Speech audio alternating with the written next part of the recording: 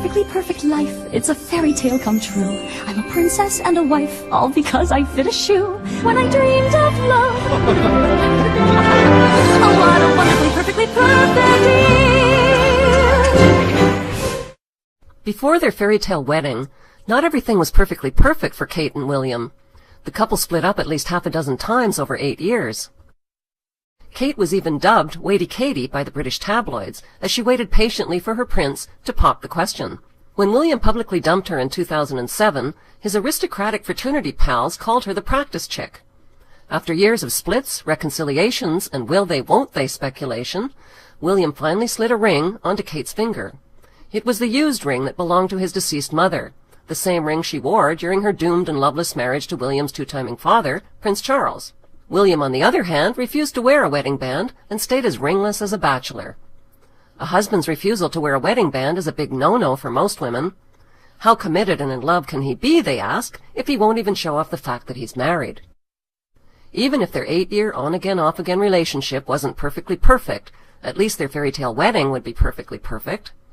The couple set their wedding date for April 29, 2011. Coincidentally, it was the exact same day as Hitler's wedding day, and it marked the 66th anniversary of Hitler's marriage to Eva Braun. And to watch U.S. television fawning, Fox, CNN, CBS, all of them, oh, it's so wonderful, no one in America can wait until next week, the way they're hyping it. 1 week until the royal wedding. This is exciting stuff. I mean, it's hard to, I mean, the energy is just palpable. Young couples get married, they're just hoping that some bank will be nice enough to give them a mortgage. Yeah. These folks have a number of palaces to pick from. NBC News is launching a free royal wedding app for the iPad. This is truly a love story that captures everybody's attention. This goes back to Edward Bernays 100 years ago, saying, look, to make politicians and royalty popular, we'll have Hollywood stars come to banquets and events with them. We'll have music stars. We'll have other people go there to basically make these elites be seen as celebrities themselves. On TV screens around the globe, billions watched as the ringless William twisted, squeezed, and fumbled a gold wedding ring onto Kate's finger, but denied her the same honor. Every flag-waving commoner wanted a royal souvenir that they could take home and cherish forever and ever. Well, maybe not forever and ever. The royal condom souvenir probably won't last forever and ever.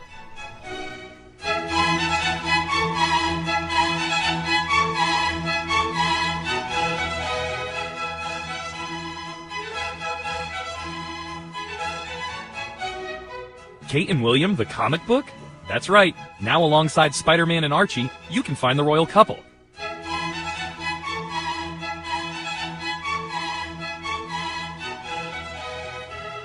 Yes, everything was perfectly perfect until the balcony kiss that royal wedding watchers waited for breathlessly. That magical moment was stolen by a 3-year-old flower girl, whose sour expression cast a giant shadow over the royal kiss. The flower girl is the daughter of Lady Rose Astor, and she is also Prince William's goddaughter. Kate finally bent down and whispered something like, "Put on a happy face and get used to it. You're ruining everything." Why is the pouting flower girl important enough to be named Prince William's goddaughter?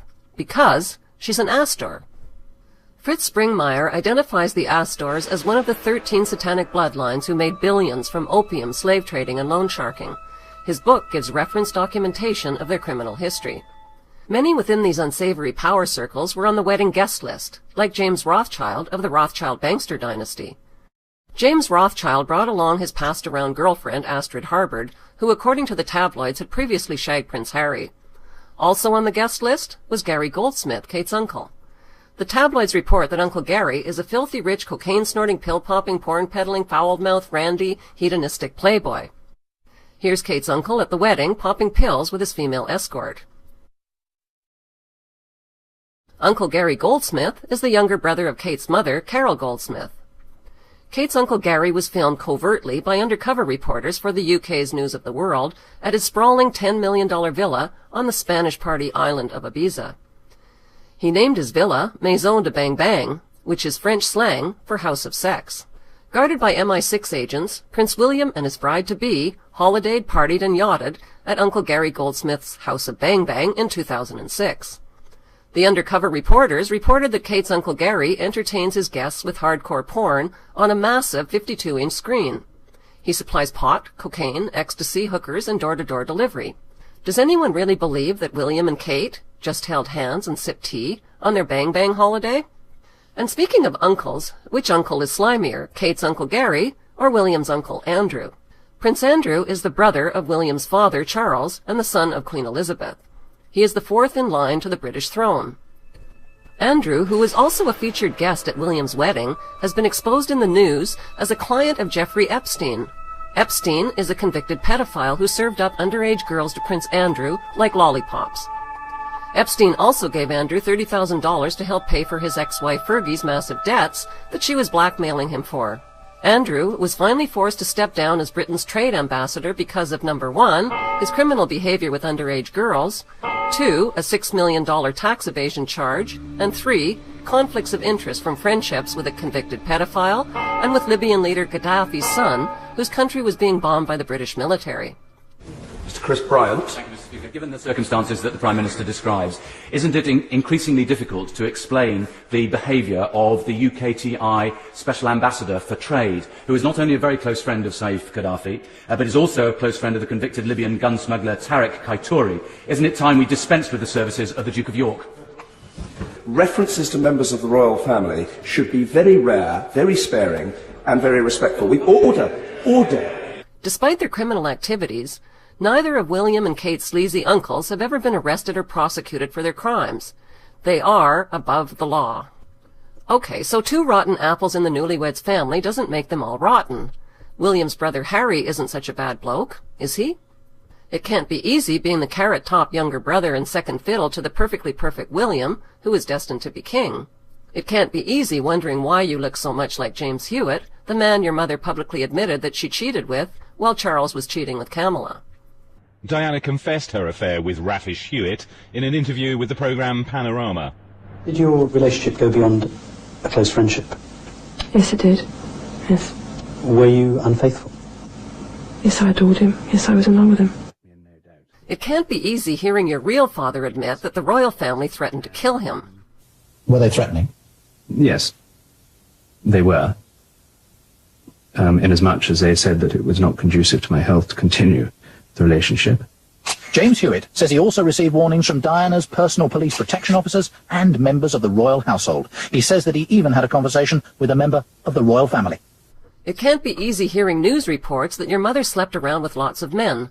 Barry Manicky, David Waterhouse, James Gilby, James Hewitt, Oliver Hoare, William Carling, Dr. Hasnan Khan, rock star Bryan Adams, and Muslim playboy Dodi Al-Fayed.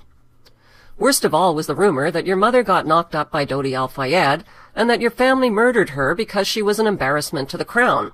Harry has a lot to be angry about. It's understandable that he acted out his anger and got caught by the paparazzi drinking, drugging, brawling, groping breasts, and making racist comments about dark-skinned people. What's not so understandable is why Harry wore a Nazi uniform and a swastika armband to an upscale dress party in 2006. The news was a reminder of the royal family's links to Hitler's Nazi party, which they've tried so hard to cover up. Prince Philip is William and Harry's grandfather and the Queen's husband. He married the Queen in 1947 and changed his German name from Philip Battenberg to Philip Mountbatten to cover up his German identity. The so-called royal family which triumphed is basically German. They are seated on almost every throne in Europe. They are the Saxe-Coburg-Gotha-Battenberg bloodline, which often intermarries with the Hesse-Kassel German nobility and claim Jewish descent from the royal house of David in ancient Israel. They raise their children without love or compassion, breeding each successive generation to be at the head of a military establishment who keep an angered peace by use of fear, surveillance, and war.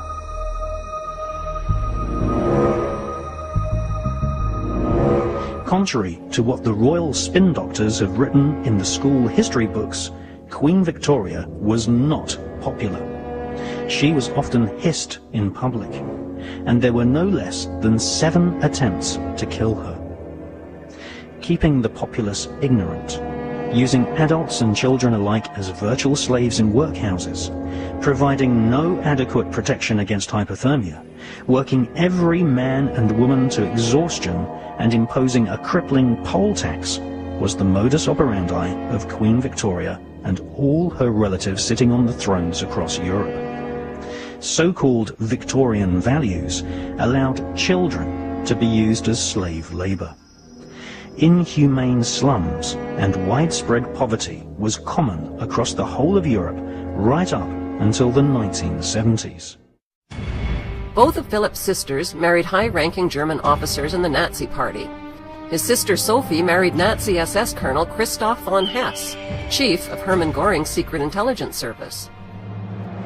Prince Philip's German uncle, Lord Louis Mountbatten, was a central figure in secret communications between the British royal family and their pro-Hitler cousins in Germany.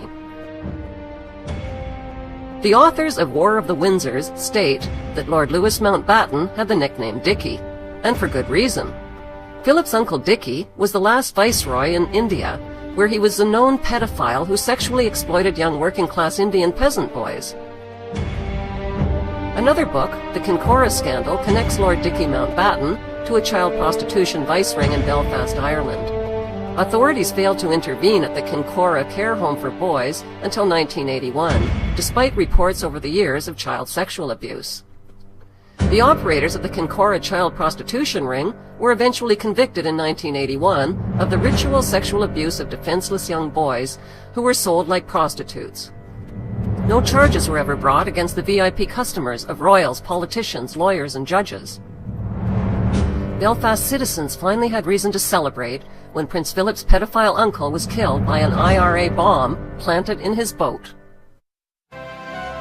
Lord Mountbatten was 79 years old on August 27, 1979, a day he set sail for a pleasure cruise in the Shadow 5, his 27-foot runabout. Only about 10 minutes after they set off, there was a tremendous explosion. The boat seemed to lift off the surface of the water before it splintered into a million whirling pieces. Bodies, oil, and blood rained down to float upon the water. Lord Mountbatten's grandson, Nicholas, and the boat boy were both dead, floating face down in the water. Lord Mountbatten himself had both of his legs nearly torn off by the blast, and he was still alive, but he died very shortly thereafter in the boat that rescued him. Lord Louis was, of course, accorded a magnificent funeral in Westminster Abbey, where he lay in state for days before his final burial and interment. One of the British tabloids said simply on the banner headline, "These evil bastards." What kind of childhood did the Queen's German husband, Prince Philip, have? The answer can be found in a biographical book called Elizabeth, Behind Palace Doors. Philip's mother was Princess Alice Battenberg, granddaughter of Queen Victoria. She was diagnosed as a paranoid schizophrenic and committed to a mental institution in Switzerland. Philip's German father ran off with a wealthy mistress, which left the boy parentless. Philip's uncle, George Mountbatten, became his surrogate father and legal guardian. Unfortunately, Uncle George had the same perverse reputation as Uncle Dickie. George Mountbatten kept a scandalous collection of child pornography that he bound into volumes and emblazoned with the family crest. Most disturbing were pictures of family orgies and bestiality in which children and animals were sexual participants. The question is, was George's adopted son Philip a participant? George Mountbatten's porn collection now resides at the British Museum, where it is kept in a hidden repository of artifacts deemed pornographic and unfit for public viewing. It is a well-known fact that child victims of sexual predators commonly identify with their abusers and grow up to become sexual predators themselves.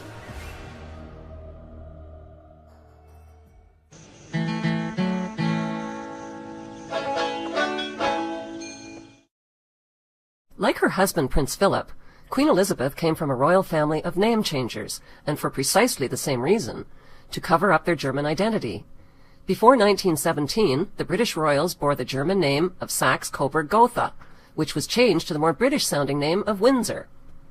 The Queen and Philip are both the great-great-grandchildren of Queen Victoria, who married her German first cousin. That makes Elizabeth and Philip inbred kissing cousins. According to genetic researchers, marrying your relatives is not a very good idea, and here's why.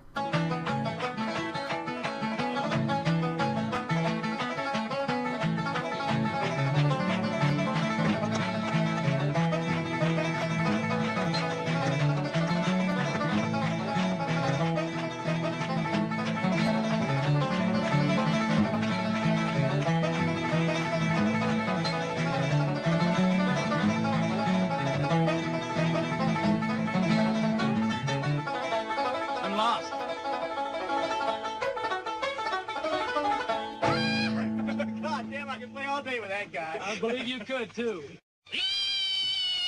When it comes to inbreeding horror stories, the Ozark Mountain families are no match for the Royals. The Queen's first cousins, Nerissa and Catherine Bowes-Lyon, were severely mentally handicapped and incarcerated in a state-run asylum in 1941. Cousin Nerissa is now deceased, but the Queen's look-alike cousin Catherine is still alive. She's mentally retarded, neglected, and never visited. The Queen also has 3 second cousins who were sent to the same mental hospital on exactly the same day as Catherine and Nerissa. Burke's Peerage is a prestigious directory that records the who's who lineage of the British aristocracy. It falsely recorded that the Queen's first cousins Nerissa and Catherine died in 1940 and 1961. Every family has secrets they would rather the world not know, even the most famous of them all. At every family occasion over the past 70 years, 2 of the Queen's cousins have been absent from the feast, declared dead to family and society. We were sworn to secrecy. This is something that we didn't talk about. All the staff were put on, be quiet, don't say anything. For decades, the cousins remained hidden in an institution for so-called mental defectives. It just seemed a waste of life. This way, I couldn't put a child of mine into a place like that, whatever they was going to be like. Many thousands of others, condemned as idiots and imbeciles, shared their fate and were hidden out of sight and out of mind. In those days, people weren't interested in learning disability people. They were just put there because of shame. But the royal secret was exposed. Afternoon, ladies. Nice to see you all. A private investigator's hidden camera revealed the truth. Where's Catherine? Somebody said I should have a word with her this afternoon. Catherine Bowes-Lyon, niece to the Queen Mother and cousin to the Queen, is still alive today.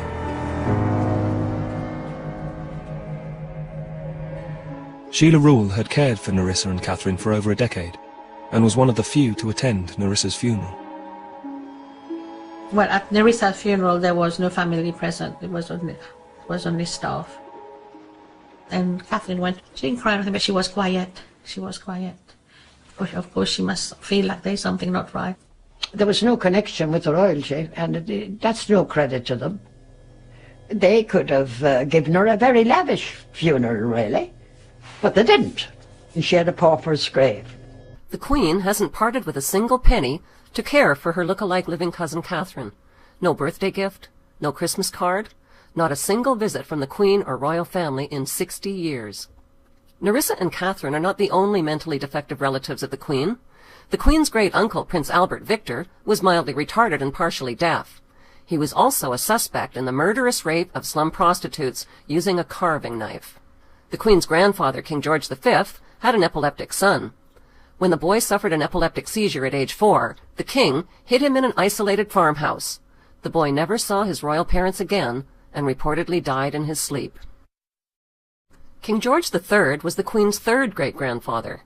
Because of his prolonged episodes of severe psychosis, he was put in a straitjacket behind bars at Windsor Castle, where he became progressively insane and blind. Queen Anne and George IV inherited the same genetic madness. The Queen's mother-in-law, Alice Battenberg, had visions that she was Christ's bride. She was diagnosed as a paranoid schizophrenic and committed to an asylum in 1930. Alice is Prince William's great-grandmother. Hollywood and the palace spin doctors invest millions in propaganda movies that rewrite history to make the world forget the crimes, cruelty, madness, and the heartless past of the British royals. The Oscar-winning movie The Queen was all about resuscitating the Queen's dying popularity after Diana's murder.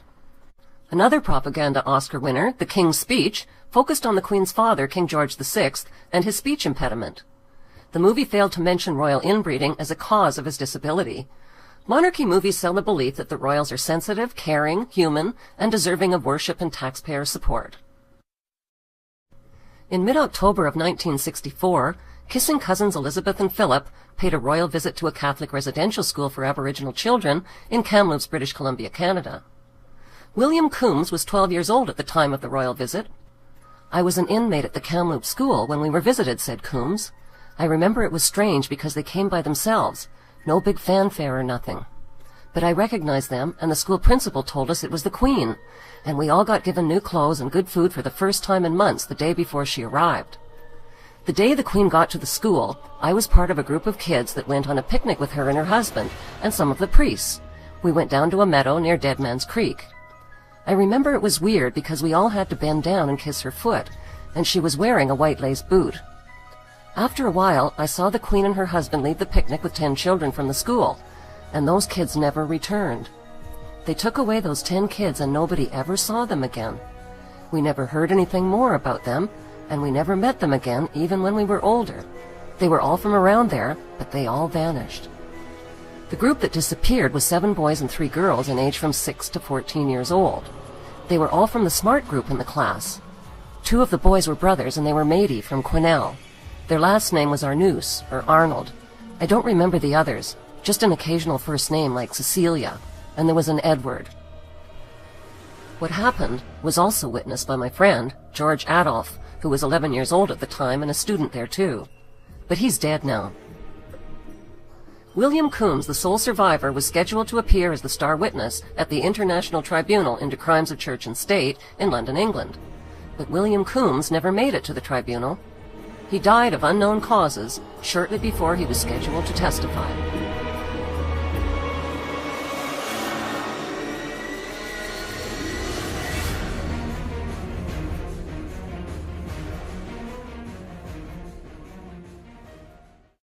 Reverend Kevin Annett, a former minister of the United Church of Canada, believes that William Coombs was murdered to stop him from speaking out about the royal abductions and other crimes of murder and torture that he had witnessed at the school. In a nutshell, what happened was I was letting people speak from the pulpit about the crimes I'd seen in the residential school, the murders and that. I also found out about the land deals that were happening where the church was selling off native land to big logging companies for kickbacks. And I wrote a letter about that to the church. I was fired without cause and eventually thrown out of the church without any due process at all. But that one thing led to another, and I began to work a lot more with the survivors after that, the eyewitnesses to these crimes. The Queen and Philip's trip to Canada isn't the only shopping trip they took in the 1960s. In 1961, the couple went on another shopping spree, not for children this time, but for tigers and elephants.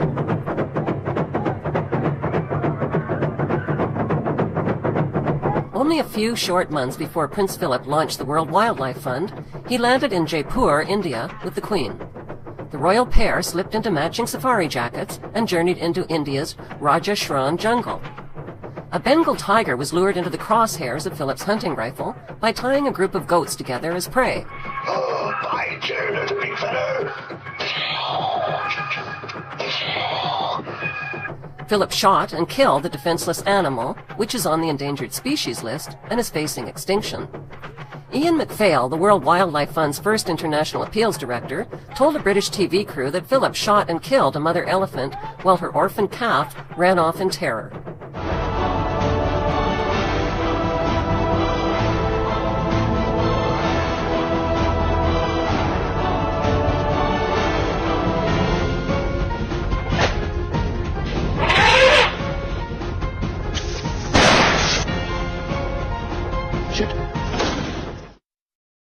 Prince Philip co-founded the World Wildlife Fund in 1961 with former Nazi SS officer Prince Bernhard of the Netherlands. Bernhard also helped found the Bilderberg group of politicians, royals, and banksters who meet annually for secret talks. Prince Philip, a couple of months before the WWF was founded in 1961, went on a hunt, a tiger hunt, in northern India and slaughtered a bunch of tigers. Now, of course, the tiger is precisely what they're saying is going extinct. The Indian tiger is going extinct now. Now, there's a total uproar around the world about Prince Philip killing all these tigers. So as he continued on his travels, he put a bandage on his trigger finger. And he participated in another hunt, but with this big bandage there, so I can't possibly shoot anything. Now, he and Queen Elizabeth with her home camera whirring away, mounted, as part of a broader party, 300 elephants, and they went out to kill more tigers and other species. Now, Prince Philip, as the elephants started closing in on various kinds of game, a extremely rare Indian rhinoceros, of which there were only 250 in the whole world at that time, came within the circle of elephants. All of the royal party were horrified because they knew that Prince Philip would shoot it. So various people tried to shoot near the rhino to scare him away, etc. As the rhino kept blundering on, Prince Philip took aim and bam. The WWF, at its founding in 1961, took under its wing, in particular, the African elephant, the African rhino, the Indian rhino, the panda, and a few others. Now, the African elephant was had a population of about 3 million when the World Wildlife Fund was founded. Today, it's several hundred thousand. The African rhino had a population of 100,000. Today, it is virtually extinct in the wild. The last living rhino herd in the wild, 700 rhinos, was destroyed by the WWF. It was slaughtered when they paid for it, and the ones that weren't slaughtered were drugged and were sent off to game farms in Australia, the United States, and elsewhere among Prince Philip's cronies in the 1001 Club. That's why there's no rhinos left in the wild to speak of, because Prince Philip and his gang killed them all. When it comes to blood sports, it's an all-in-the-family affair, like father, like son, like grandson. On a trip to Kenya, Africa, Prince William took lessons in spearing African wildlife from a Maasai tribal member. According to a Fox News report, Prince William drove a 7-foot-long spear into a small antelope and killed it. Prince William recently purchased 250 birds, pheasants, ducks, and partridges, not as pets, but as shooting targets. As the birds were set free, William shot them out of the sky like skeet at the Queen's Sandringham estate. Prince William and Daddy Charles set packs of bloodhounds after foxes in Highgrove. It's jolly good fun chasing after terrorized foxes on horseback and watching the bloodhounds tear them to shreds. The World Wildlife Fund was not created to save endangered wildlife species. On the contrary, it has made a fortune from the illegal ivory trade which it was supposed to prevent. Philip and Bernhard's World Wildlife Fund raised massive funds from corporations and public donations. They used the funds to confiscate huge tracts of land all over the world. The fund is being used as a land and power grab. The royal family's green policies have pushed native people off their ancient lands, shut down their farming, and caused food shortages and starvation. Saving animals and the environment is the phony excuse they use to pass international laws that advance their world government agenda. Prince Philip's son Charles is now the new president of the World Wildlife Fund, which has been renamed Worldwide Fund for Nature. It is one of the largest contributors to human and animal depopulation. The so-called conservation parks in Africa and elsewhere are covertly used to train terrorist groups and mercenaries. These paid mercenaries cross borders, start civil wars, and commit genocide in places like Rwanda and Kenya.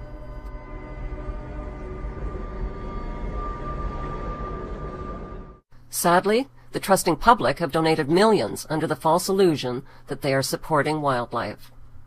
10 to 12 corporations run the world's food supply, which are grouped around Britain's Royal House of Windsor. The Windsor-led cartel includes Cargill, Continental, Monsanto, and Archer Daniels Midland, which dominate world grain, meat, dairy, edible oils and fats, fruits, vegetables, sugar, and spices. This cartel is hoarding food, minerals, and raw materials, and it has the power to shut down food production and export supplies worldwide. A point on the environmental movement in general, a question for any of the environmentalists, so-called, in the panel there. Prince Philip was one of the key founders of the Green Movement. He said that if he were to be reincarnated, he'd want to be reincarnated into a deadly virus to solve the overpopulation problem. Well, the point is that the Green Movement was founded by those in the eugenics movement. This is Hitler, Nazi race science, and this will destroy Africa. Can anyone make a comment? Prince Philip Mountbatten, alias Battenberg, and the power elite view themselves as inheritors of the earth. Culling the population through eugenics is their answer to freeing up planet Earth's resources that are being consumed by what they consider racially inferior commoners and useless eaters. The best things in life are free, but you can give them to the birds and bees. I want money. That's what I want. That's what I want. That's what I want. The Queen is the wealthiest person on Earth. Her gold carriage alone is made of 4 tons of solid gold, worth over $370 billion at today's gold prices. Until 1992, the Queen's income was all tax-free. In 1977, the Bank of England Nominees Limited was established to hide the Queen's investments. Secrecy about her wealth protects her from a public lynching. Government and banking officials inform the Queen about where to invest her wealth. That's called insider trading, and it's illegal. But the Queen gets away with it scot-free. Why? Because she's the Queen, and she's immune to prosecution. The Queen owns more than 300 residences, including castles and palaces, crown jewels, over 27,000 masterpieces, prize racehorses, and a fleet of Bentleys and Rolls-Royces. Her colossal wealth also includes crown land and investments that she inherited from her black nobility ancestors. The Queen's Crown Estate includes over 50% of the UK's coastline, as well as Regent Street and Windsor Great Park. Her trillions in wealth are passed down to her descendants, untaxed. Would British tourism collapse if the monarchy was abolished? No, statistically, Buckingham Palace doesn't even make the top 20 list of tourist attractions. When the Queen's parasitical income from British taxpayers was reduced, she pretended to share the suffering of commoners from austerity programs. That drop in taxpayer income was a teeny-tiny drop in the royal bucket. Those of you who have heard of the Bilderbergers might have heard the fact when Prince Philip actually said that he wants to get rid of 85% of the population. He said that if it doesn't happen in his lifetime, he wants to come back as a virus and do the job himself. Nice. He wants to get rid of these he called useless food eaters. Well, I'm telling you firsthand, they're the bloody useless food eaters. They couldn't put a nail in a piece of wood or fry an egg to save their life. Yeah! Do you know how much the Queen is worth? 17 trillion pounds. That's $30 trillion. She could end world hunger and poverty tomorrow. Instead, she just sits in her ivory tower and laughs at us. This is coming to an end. $30 trillion? Of the billions of families on planet Earth, how did this one family manage to collect and hoard most of the world's wealth over the centuries? Besides insider trading and tax-free income, the answer is the slave trade and drug trade. Author Nick Hazelwood traces the slave trade to Queen Elizabeth I, who sent Captain John Hawkins to collect human slaves using any means necessary. Queen Elizabeth I started the British slave trade in 1564. As head of the Church of England, her slave trading of African blacks upset the moral foundations of the Church.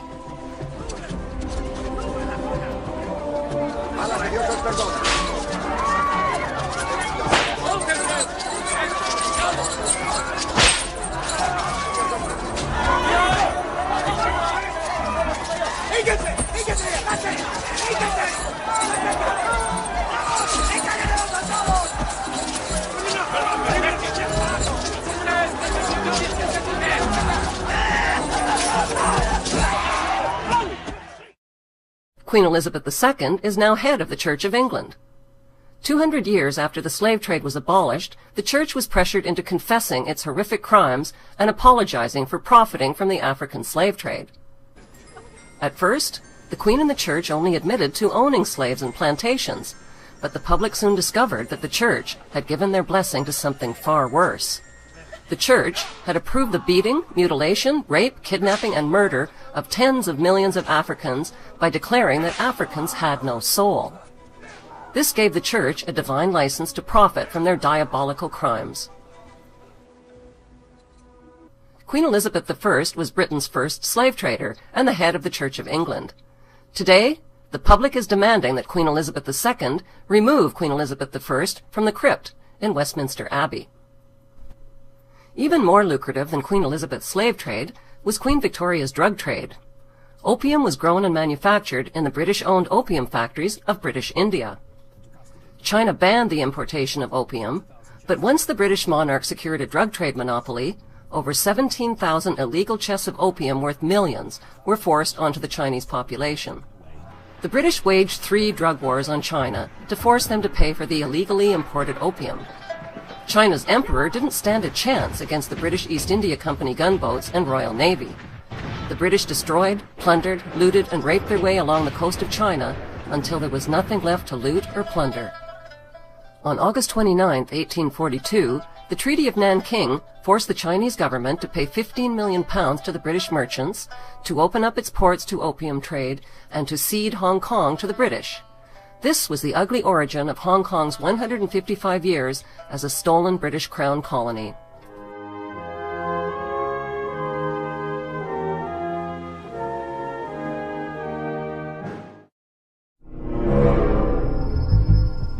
There are people who believe that they have a God-given right to rule over others.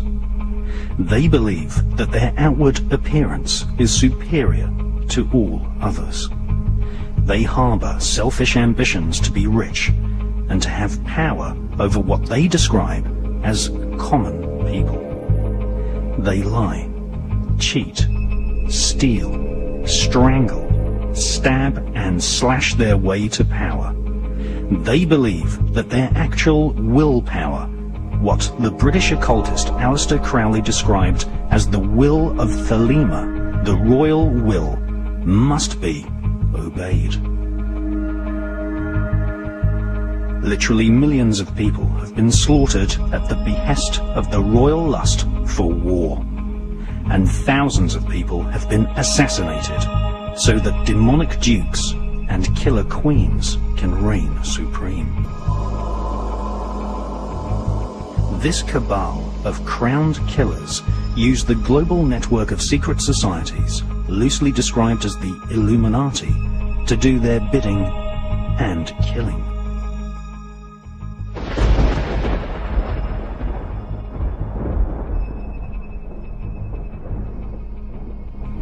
The conspiratorial view of history is the correct view of history. Conspiracy to grab property, conspiracy to make illegal profits, and conspiracy to assassinate has been the driving force behind the royal political elite for thousands of years. For the crowned killers of Europe, torture, disemboweling, hanging, burning, strangling, poisoning, and killing in the most satanic manner is the order of the day. This is the modus operandi of royal families. For centuries, the royal elite have devised terrible punishments for anyone accused of treason. The monarchy reserved the most disgusting forms of torture and death for those who questioned the royal will. A so-called traitor would often have each arm and leg tied to 4 horses, which were whipped to gallop in opposite directions, thus ripping the victim into 4 parts, whilst still alive. Often, the royal elite would divide the victim's heart into sections, and send these for public display to different parts of the country as a macabre warning. The British throne has been bathed in blood for centuries. At one time, Britain contained several small kingdoms. These small kingdoms, ruled over by an intermarried, self-elected elite, were gradually amalgamated into the single monarchy which rules over Wales, Scotland, Northern Ireland, England, Canada, Australia, New Zealand, and secretly controls the United States of America. The United States was founded on July 4th, 1776, in resistance to the hegemonic, despotic, tyrannical rule of King George III and the abuse against the colonies. And most of the British Parliament was against going to war with their fellow Englishmen because the king was unpopular there as well. It was known that he was a German king, his father being brought over to rule England. These people could barely speak English. Nothing against Germans, but you don't see me going over to Germany to rule them. The very essence of July 4th and 1776 is resistance to the disgusting House of Windsor. They didn't get that name until around World War I, because before that they were known as the Saxe-Coburg-Gothas. Notice that we hear their names. Prince William. You never hear his last name, do you? The slave public, many other than England, who support these people, don't even know their last names because they don't want you knowing their last names. 3 times in the last 3 years, the Parliament in Canada hasn't done what the Queen of England wants, so she suspended them. Shut down the Parliament. Happened in the late 70s in Australia. This is a tyrannical group pushing eugenics, population reduction, all the carbon taxes. Prince Philip, the Queen's husband, another German royal prince, is a supporter of eugenics. His cousin, who was the prince married to the Queen of the Netherlands, unadmitted Nazi, unadmitted eugenicist. The point is, these are the most filthy, degenerate people you can imagine. She owns more than half of Canada, more than half the land in England. So anytime you see some mind-numb zombie talking about how exciting the wedding is or how they watched it, you're watching a bunch of twitly, inbred idiots that can't even dress themselves and have valets. And until just a few decades ago, they try to keep it quiet. They have people that wipe their butts for them, groom of the stool. Do you know the history of America? Do you know it started in resistance to this very usurping German family who aren't even British? Do you know that most of the English hate the royal family? Do you know they have a secret police system that basically threatens people that talk about getting rid of the monarchy?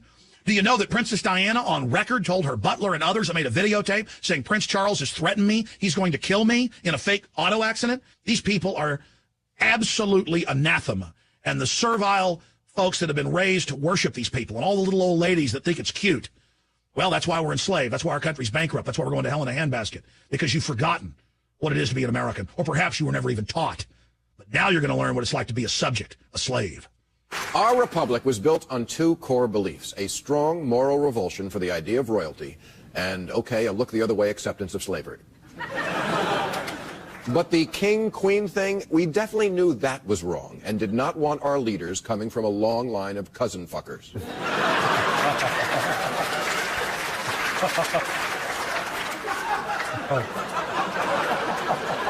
Americans get so excited when they meet royalty, but the royal protocol should be offensive to any free humanist. When you meet the princess, bow slightly at the waist, don't look in her eye, do not offer your hand unless she offers her first.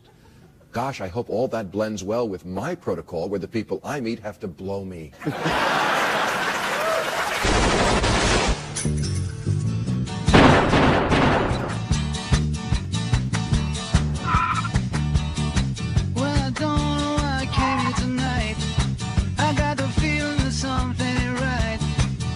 Scared in case I fall off my chair, and I'm wondering how I'll get downstairs. Clowns to the left of me, jokers to the right. Here I am, stuck in the middle with you. Yes, I'm stuck in the middle with you, and I'm wondering what it is I should do. It's so hard to keep the smile from my face, 'cause I'm throwing, I'm all over the place. Clowns to the left of me, jokers to the right. Here I am, stuck in the middle with you. When you started out with nothing and you found that you're a self-made man, and you feel the alcohol calling, slap you on the back and say,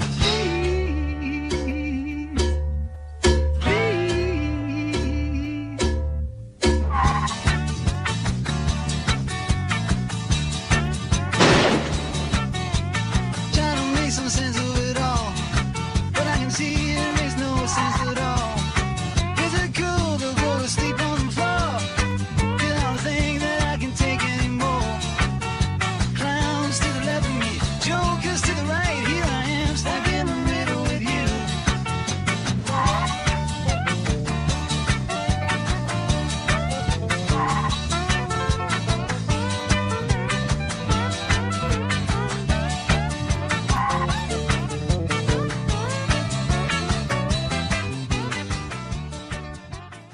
The media has misled the public into believing that the British monarch is a symbolic, ceremonial figurehead with little or no real power, that she is a harmless old relic who passes her time sipping tea at the palace. Nothing could be further from the truth. The Queen embodies the crown and supreme world power. Presidents of the United States are forbidden any title of nobility and are subservient to the monarch. Prime ministers in Commonwealth nations like Canada and Australia are her prime ministers, and she is their head of state. Just like the Masonic symbols that are hidden in the American dollar bill, the 1% that rule the 1% that rule the 99% are also hiding in plain sight. They are hiding by reigning instead of ruling. The British monarch reigns, but she has chosen not. Instead, she delegates her powers to presidents and prime ministers. This protects her from becoming a target of political hostilities. Meanwhile, the general public is kept in the dark about her true powers.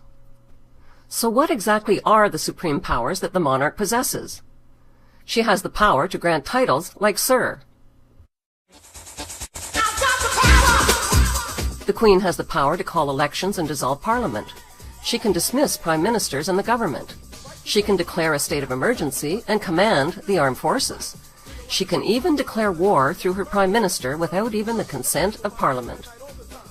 There's a reason why the Queen's image appears on more coins, stamps, and paper currency than any other head of state in world history.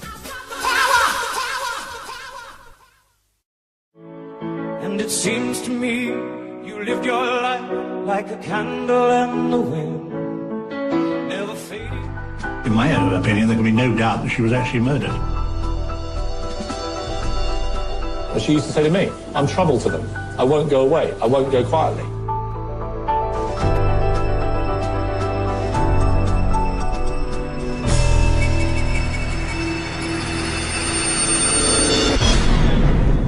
I think it was murder. Historically, the relationship between the royal family and the courts has been difficult, mainly because every judge has taken an oath of allegiance to the Queen. The British establishment think that they have got away with murder, but then what's new? They've been getting away with murder for centuries. I don't think many people would want me to be Queen, actually. When I say many people, I mean the establishment that I'm married into. If Princess Diana had survived the car crash, she might have been present at her son's wedding, but she wouldn't be 37 anymore. The public was outraged when Newsweek magazine published a computer-generated photo of Diana as she would have looked today in her 50s. Who is Princess Diana, and how did she get mixed up with the world's most heartless, power-crazed inbreds? Officially, Diana's father was the 8th Earl John Spencer. He was a descendant of the 5th Earl John Spencer, who was a groom of the stool. What, pray tell, is a groom of the stool? A groom of the stool is responsible for stools, the kind you sit on and the kind you expel. In other words, a groom of the stool wipes royal bottoms. The 5th Earl John Spencer wiped the ass of His Highness the Prince of Wales from 1862 to 1866. And we've done deep research on this. They still have their butts wiped for them. Now, if you don't believe me, you Google groom of the stool. You cannot make this up. You will be reading mainstream university websites, mainstream news articles. It's called the groom of the stool. And a British lord follows the queen or king, depending on what it is around, follows them around, and they set up in this big cabinet, and they have to fly it around with it. This has been on the news. That's why they fly it around. They claim they stopped it in 1906, but deeper research shows they're just very quiet about it, and millions of pounds are spent a year to move this portable toilet around because it's got to be big enough. She goes up on a throne and craps. I'm sorry, this is real, folks. I'm not groom of the stool. Google it. And they wipe her fat butt. Would Charles, who is today's Prince of Wales, marry and mix his family's precious royal blood with Diana if she was from a bloodline of lowly asswipers? Of course not. According to the New York Times best-selling author Tina Brown, Sir James Goldsmith is Diana's real father. He had a long-term affair with Diana's mother during her marriage to Earl John Spencer. Multiple news sources maintain that James Goldsmith and Diana's mother Frances were lovers when Diana was conceived. Diana's mother was deeply unhappy in her marriage to Earl John Spencer, who drank heavily and acted beastly towards her. She finally divorced him and remarried in 1969. What kind of a man was James Goldsmith, the alleged real father of Princess Diana? Goldsmith was a Jewish bankster and one of the 20 wealthiest men in the world. Despite his criminal money laundering and bankruptcy schemes, he was never charged with anything. Why? Because Goldsmith was a ruthlessly vulgar man who was above the law. But people are upset by vulgarity. And vulgarity is to some degree a sign of vigor. It means that new people, coming from nowhere, are making it. It's the old American dream. Anybody can become a millionaire. So if we want change, if we want vigor, we're going to have vulgarity. It's one of the things which irritates, but which is necessary. James Goldsmith's ancestors were neighbors of the Rothschild banksters in Frankfurt, Germany. The Goldsmith and Rothschild families intermarried. Princess Diana shared a striking family resemblance to James Goldsmith's 3 children, Zach, Ben, and Jemima. They are allegedly Diana's half-brothers and sister. Diana most closely resembles Zach Goldsmith. How close are the Goldsmiths to the Rothschilds nowadays? The best things in life are free, but you can give them to the birds and bees. I want money. In 2003, Diana's alleged half-brother Ben Goldsmith married Kate Rothschild. That's what I want. Your love gives me such a thrill, but your love won't pay my bills. I want money. Diana's other alleged half-brother, Zach Goldsmith, is a wealthy British MP who inherited $600 million from Daddy Goldsmith. He has been living with his mistress, Alice Rothschild. This Rothschild-Goldsmith couple is also expected to marry. Jemima Goldsmith was Princess Diana's very best friend and confidant. A women's weekly magazine called New Idea Australia created a furor in Britain when it published a story about Jemima and Diana being sisters. The magazine was quoted as saying that the sister secret has been known within British aristocratic circles for 40 years. News reports that both Diana and Jemima were fathered by billionaire tycoon Sir James Goldsmith were widely circulated all over Australia and Britain. It is a well-known fact that during Diana's unhappy marriage to Charles, she sought comfort not from the Spencers, but from her surrogate family, the Goldsmiths. Never fading with the sunset when the rain set in, and your footsteps will always fall here along England's greenest hills. Your candles burned out long before your legend ever will. Goldsmith, Goldsmith. Where have we heard the name Goldsmith before? Oh yes, Carol Goldsmith, the mother of Kate. The name Goldsmith is quintessentially a Jewish name, which suggests that Kate has Jewish ancestors. Since Jewish identity is passed down through the mother's line, there is speculation that Kate is somewhat Jewish. Kate's uncle Gary is also a goldsmith. He is her mother's extremely wealthy drug-dealing, porn-peddling brother, whose house of Bang Bang is a popular vacation destination for Kate and William. The media painted Kate as an ordinary commoner like Cinderella. But how many ordinary commoners have a mother with enough influence and money to send their daughter to the same posh university as Prince William? Yes, Kate's mother is a goldsmith, all right, and there's plenty of evidence that William's mother, Diana, was also a goldsmith. Do William and Kate have a common ancestor? A goldsmith from Frankfurt, Germany, perhaps? That would make Kate and William kissing cousins like Philip and Liz. Now that Kate is married to William, what is her married surname? Since William is the son of Prince Charles, who is the son of Prince Philip Mountbatten, whose real German surname is Battenberg, then technically William is a Battenberg, and so is Kate. Diana's family story wouldn't be complete without viewing her mother's side of the family tree. Diana's mother's name is Frances Roche. Her grandmother, Ruth Roche, served the Queen as a woman of the bedchamber. Where did the name Roche come from? There is speculation that Princess Diana is a descendant of Jacob Frank, the infamous 18th century rabbi who claimed to be the reincarnation of the false Jewish Messiah, Sabbatai Zevi. Jacob Frank had a son named Rochus Frank who reversed his name and became known in Europe as Frank Roche. Diana's mother's name, Frances Roche, is the female equivalent of the name Frank Roche. Gonna be a mighty king, so enemies beware. Well, I've never seen a king or beast with quite so little hair. Oh, I just can't wait to be king. For Charles, the royal marriage to Princess Diana on July 29, 1981, had nothing whatsoever to do with love. It was an arranged marriage for the concealed purpose of joining the Windsor bloodline with the Goldsmith-Rothschild bloodline. When an interviewer asked the royal couple if they were in love, Diana shyly answered, "Of course." And Charles rudely answered, "Whatever in love means." And I suppose in love. Of course. Whatever in love means. In November of 1981, the palace announced that the princess was pregnant. Diana's struggle with her health proved doubly difficult. Sick the whole time, bulimia and morning sickness. People tried to put me on pills to stop me being sick.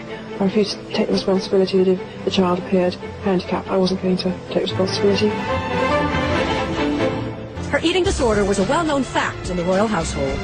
The bulimia was evident, I think, to anybody who'd known her before and then subsequently saw her, and she became thinner and thinner.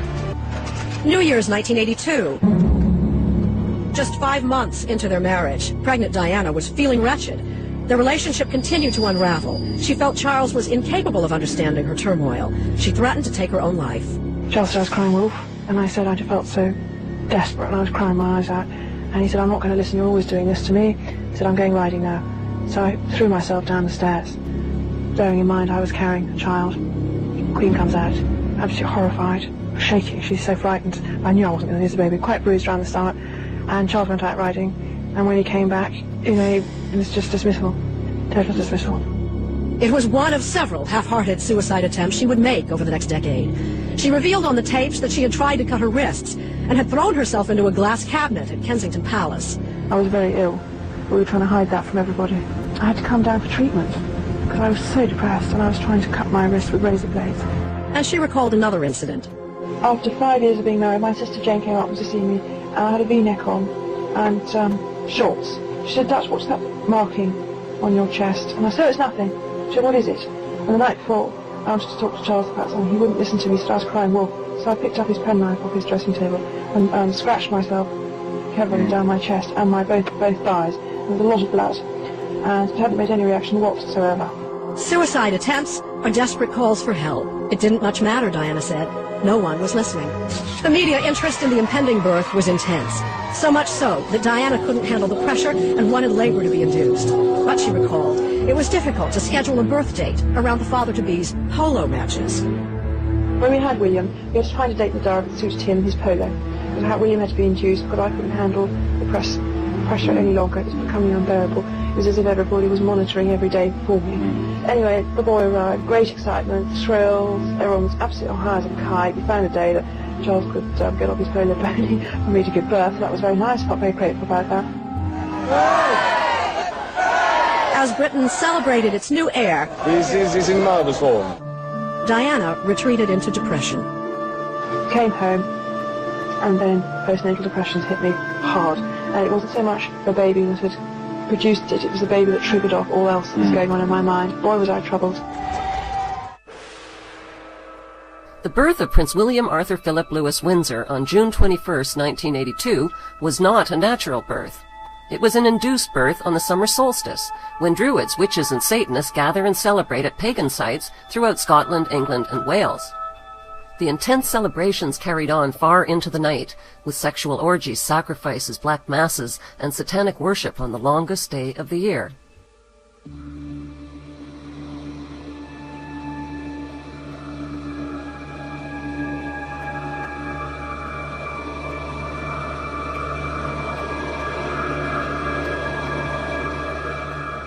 The ancient Druids had already prophesied that sometime in the future, on June 21st, their Sun King would be born of a princess.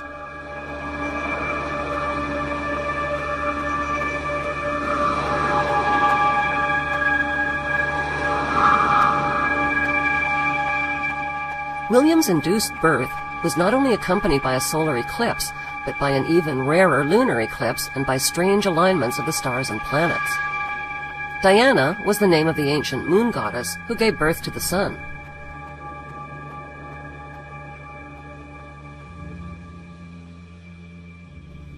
Coinciding with William's birth was the release of the 1982 Hollywood film Omen 3, The Final Conflict, with its countless connections to England and the Antichrist. Your pain on the cross was but a splinter compared to the agony of my father. Cast out from heaven, the fallen angel, banished, reviled. I will drive deeper the thorns into your rancid carcass, you profaner of vices. Cursed Nazarene.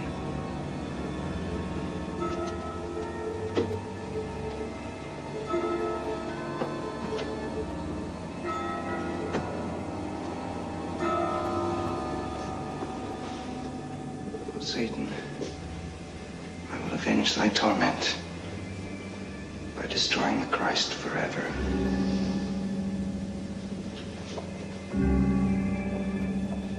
That same year, the controversial New York Times bestseller, Holy Blood, Holy Grail, hit the bookstands and shocked the world.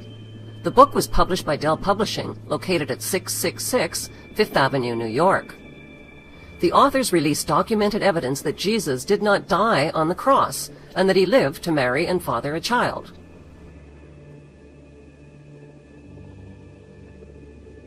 The authors also claimed that Israel's royal bloodline of King David was passed down through Jesus' daughter, who married into French Merovingian royalty. Kitty Kelly's book, The Royals, reveals that the late Princess Diana was a descendant of the Merovingian kings.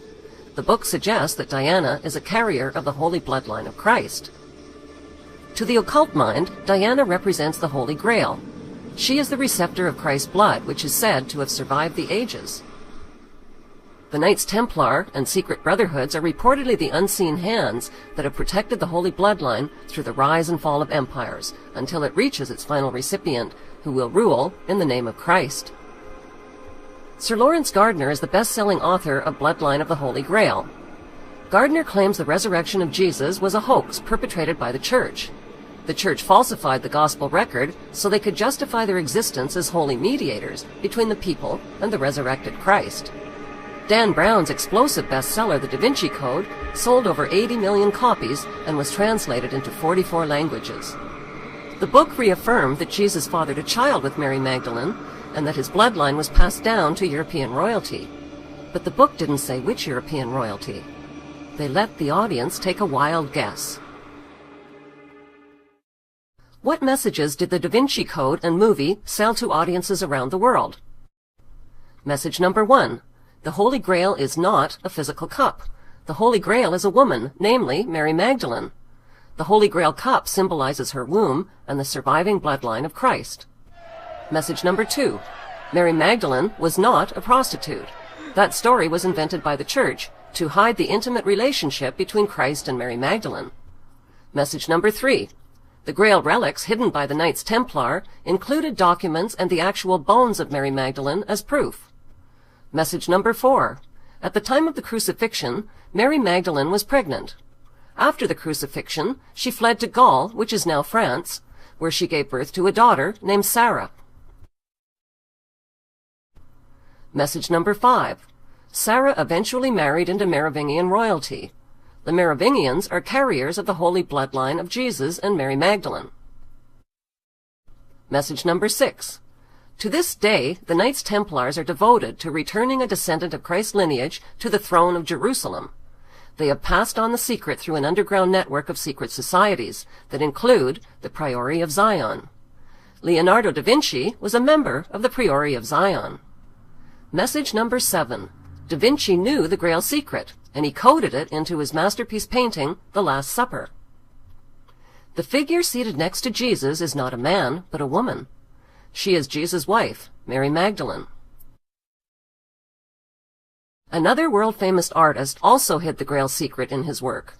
Frederick Bartholdi was a 33rd degree Freemason. He was commissioned by the Freemasons of France to create a monolithic statue as a gift to the Freemasons of America. Like Da Vinci, Bartholdi's masterpiece hid the secret in plain sight. He created a statue of Mary Magdalene in an advanced state of pregnancy. The statue has nothing whatsoever to do with liberty. Why are the Illuminati-owned publishers and movie studios releasing propaganda books and movies about the holy bloodline of Christ? The motive can be found in these Associated Press photos of Prince William holding a lamb like Jesus. The media has sold the idea that Princess Diana was a carrier of the holy bloodline of Christ, which implies that William, her firstborn son and heir to the throne, has divine blood. The media monopolies have created the public expectation that a final battle between good and evil is near, and what the world needs now is a savior.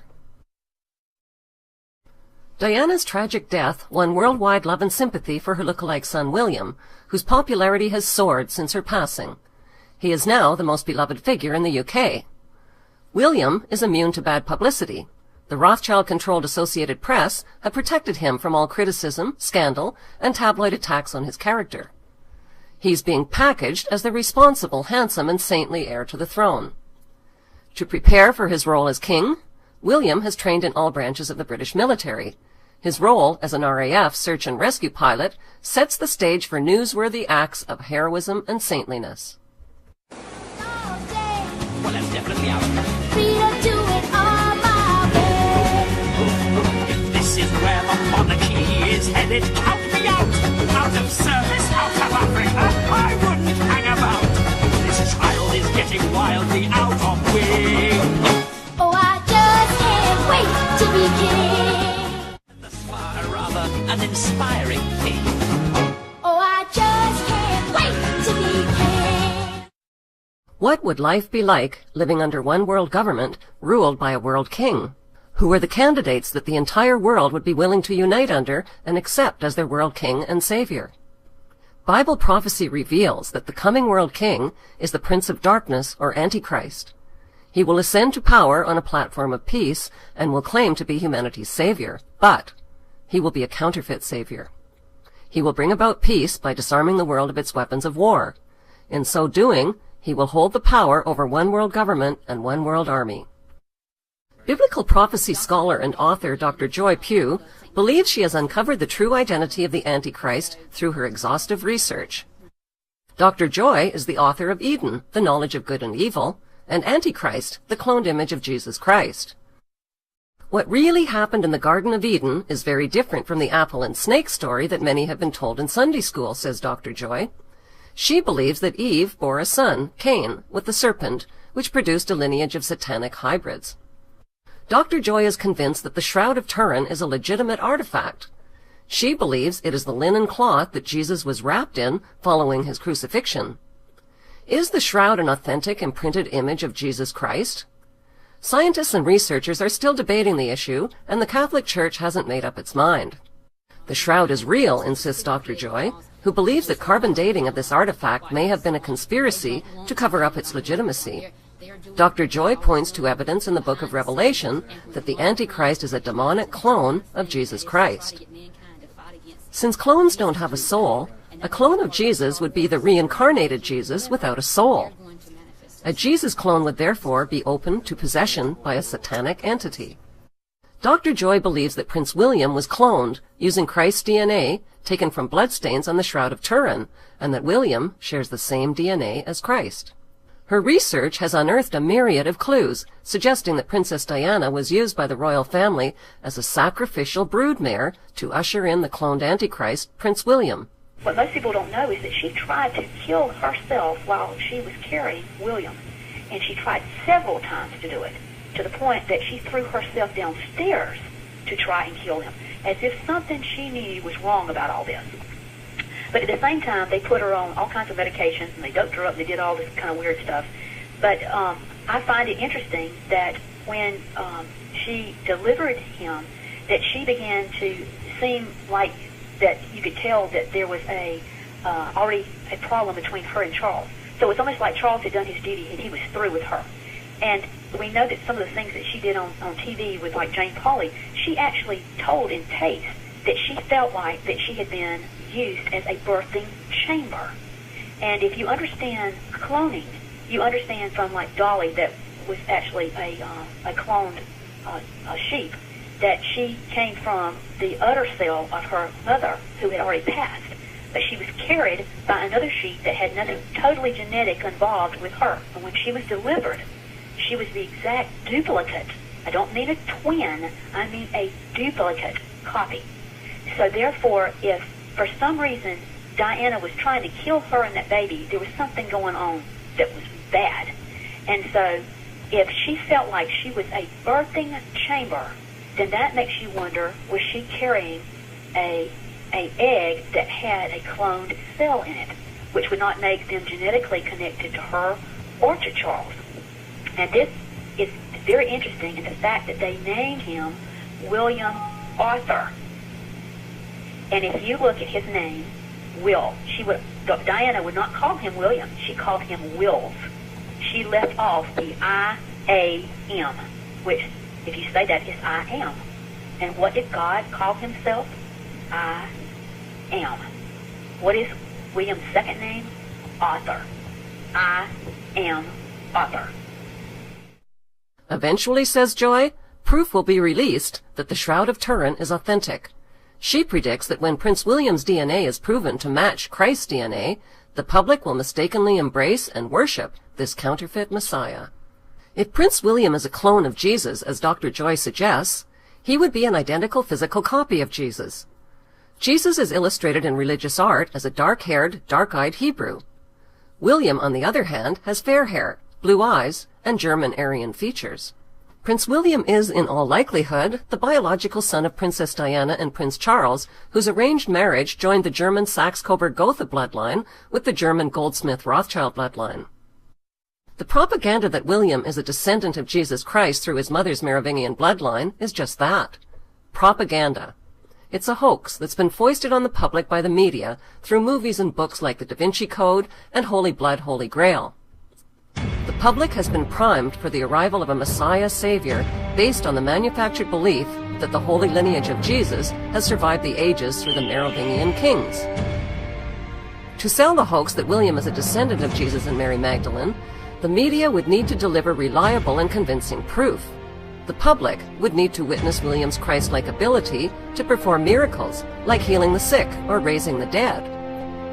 His job as an RAF search and rescue pilot is a perfect vehicle for staging a miracle rescue. The public would also need DNA evidence that William's DNA is linked to the DNA of Jesus and Mary Magdalene. The holy DNA could be retrieved from a number of sources. The Shroud of Turin is one DNA source. The presumed remains of Mary Magdalene are another DNA source. Mary Magdalene's arm is preserved at Vézelay, France, and her skull is encased in a marble sarcophagi at St. Maximum la Sainte-Baume, France. Another DNA source is a tooth of Mary Magdalene's, which is encased in a reliquary at the Metropolitan Museum of Art in New York. Once a genetic match is made and authenticated for the public record, William would be embraced by the Christian world. Many will view him as the returned Savior and Messiah. As a descendant of Jesus Christ and a proponent of world religion, William would also be accepted by Buddhists, Hindus, and the Eastern world, where Jesus Christ reportedly lived, studied, and preached Eastern philosophy. William's alleged pedigree as a descendant of the Davidic tribe of Judah would win his acceptance among Jews worldwide. He would also be accepted by worldwide Freemasonry and secret societies, which he is a member of. When William's mother reportedly died in a Paris car crash in the arms of a Muslim man, the hearts of the entire world went out to him, including the Muslim world, where he is adored. William, the handsome, charismatic, and charitable heir to the British throne, is already loved, trusted, worshipped, and adored by the masses. Considering all of the possible candidates that the entire world might be willing to unite under as their world king, Prince William is the most eligible candidate. In his book, Antichrist and a Cup of Tea, author Tim Cohen details the British monarchy's centuries-long conspiracy to create a new world order through the world's most powerful organization, the Order of the Garter. The Order of the Garter is the 1% who rule the 1% who rule the 99% of the world population. Founded in 1348, the Order's membership is limited to Charles, the Prince of Wales, the Sovereign Queen, and no more than 24 knighted companion members at any one time. The Order of the Garter is the parent organization of worldwide Freemasonry. When a Mason receives his 33rd degree, he swears allegiance to the Order of the Garter. The Order of the Garter is the absolute core leadership of the Priory of Zion, the Knights Templar, Scottish Rite Freemasonry, the Rosicrucians, and the powerful Committee of 300. This medieval order is a precursor to the coming establishment of the New World Order Round Table. On April 23, 2008, Prince William, whose second name is Arthur, became the 999th member of the Order of the Garter. 999 is the mirror image of 666. News sources reported William was the 1,000th member instead of the 999th member after the name of the founder was added on. The Knights of the Order of the Garter would serve as the Knights of King Arthur's Circle of the Round Table once Prince William Arthur is crowned Divine King and World Ruler. The motto of the Order of the Garter is an evil curse, Honi soit qui mal y pense, which means, evil unto him who thinks evil of it. The it refers to evil itself, so the true translation of the curse is, evil unto him who thinks evil of evil. The garter is an emblem of a witch's coven and of witchcraft, which was practiced by the founder of the order, King Edward III. Prince Charles' coat of arms incorporates the Order of the Garter motto and emblem as well as the red dragon. The red dragon is mentioned only once in the book of Revelation to denote Satan. The scriptures describe the spirit of the Antichrist as a red dragon, rising up from its otherworldly abyss, and foreknowing its target, possesses the prince, and gives him his power and his throne and great authority. A red dragon is found in the top right quadrant of the shield on William's coat of arms, but it's partially hidden by a white horn. In the book of Revelation, the beast is described as being like a leopard, with the feet of a bear and the mouth of a lion. On the left side of William's coat of arms, the beast that is holding up the shield fits the biblical description perfectly. The beast has the body of a leopard, the feet of a bear, and the mouth of a lion. At the top of William's coat of arms is another lion. This dominating lion symbolizes the one world ruler who is the king above all kings. Notice how this ruling lion is detached, like the capstone of the Egyptian pyramid on the U.S. dollar bill. It is waiting to be attached when the world king starts his rule. The unicorn on the right side of William's coat of arms symbolizes purity of heart and imagination. The unicorn is chained, which symbolizes the bondage of the heart and mind. Note how the chain leads from the unicorn's crown to the earth and binds it. The unicorn is the counterfeit Christ, says Tim Cohen in his book, The Antichrist in a Cup of Tea. The book of Revelation predicts that the beast will force everyone to receive a mark on their right hand or forehead. Today, the mark of the beast is an implantable satellite-linked microchip called the X mark, which stores your financial, medical, and personal history and can track you anywhere on the planet. It is capable of enslaving the world so that no one can buy or sell or even participate in society without being marked. Prince William had an electronic chip implanted in his right hand in 1995. Let's take another look at the AP photos released by Buckingham Palace of William holding a lamb like Jesus. Notice how William is symbolically holding up the cloven hoof of the lamb. Satan is commonly illustrated with cloven hooves. Prince William is being promoted as the Lamb of God, like Jesus, in the Associated Press photo. Art and literature describe the Antichrist as handsome and charming and a master of lies and deception. Why is Prince William holding up a cloven hoof in the photograph? Those with knowledge of the occult understand the message in this photo, which identifies William as the Antichrist. On June 9, 2011, Prince William and Kate attended an elite royal gala event at Kensington Palace. The overhead hologram appears to be a demon eating the head off of a lamb.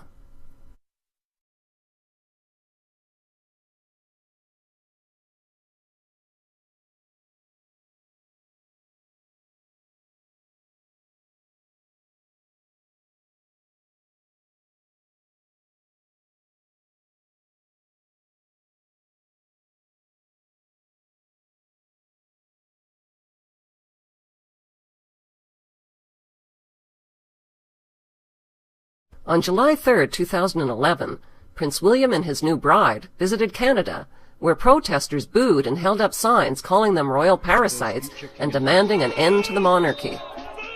This is a small, noisy demonstration. In Quebec City, a ceremonial parade was held for the royal couple, and a goat, with gold horns and a blue jacket, was marched in front of Prince William. The billy goat is descended from Queen Elizabeth's private stock of royal goats. Billy is a nickname for William.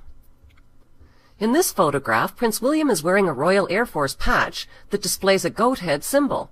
The goat head is a symbol for the goat of Mendes, which represents Satan and the Antichrist. The Baphomet is another name for the goat of Mendes. It is the deity that is worshipped by the Knights Templar. Today, the Baphomet pentagram is the official symbol of the Church of Satan. In black magic, the Baphomet is the source and creator of all evil. It is portrayed as half human, half goat. This symbol can be traced from ancient Sumer in Egypt right through to its global use today in modern witchcraft. The ancient Sumerians made clay tablets describing the extraterrestrial god Enki, who genetically engineered the human race with his demon seed. The symbols for Enki and Satan are the same, the goat and the snake. The goat symbol played an important role on September 11, 2001.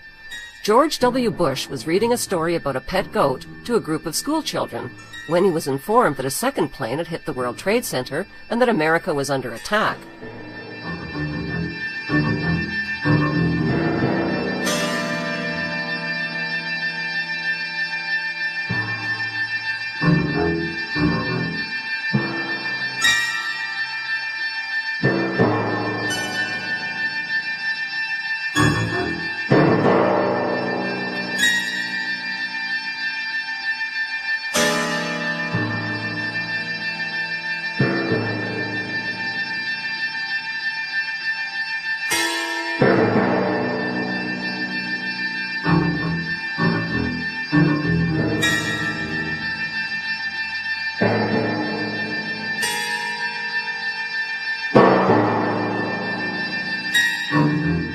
Look closely. The book held by the president is upside down. Why? Because Satanism inverts images. Bush remained seated for 7 minutes and kept reading about the goat, while Americans were burning alive and leaping to their death from the burning towers. In most tarot card decks, the devil card shows the Baphomet sitting on an altar above 2 naked human demons, chained to his seat. He is holding a flaming torch in his left hand that is inverted towards the earth. On his forehead is an upside-down pentagram. When points on a pentagram point upwards, they symbolize the devil attacking the heavens with its horns. The horned hand signal is a satanic salute that communicates an allegiance to Satan. The extended index and small fingers symbolize the horns of Satan. The Antichrist or beast is clearly identified in biblical prophecy as the number 666. When Prince William is crowned king, his formal title will be King William V. Hidden within his name are the words I am. Also hidden within his name is the number 666 in Roman numerals. The Roman numeral I appears 3 times in his name. The Roman numeral V also appears 3 times in his name. The letter W is really 2 V's placed side by side. The number 666 in Roman numerals is VI, VI, VI. It is hidden in the name King William V, and so are the words I am. The hidden message built into his name is, I am 666. I am the Antichrist.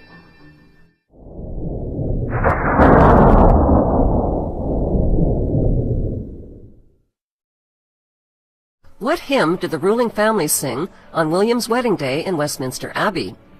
The flag-waving public were too hypnotized by the fairy tale media hype to even question why a hymn called Jerusalem was featured at William's wedding. Here are the main lyrics of the hymn.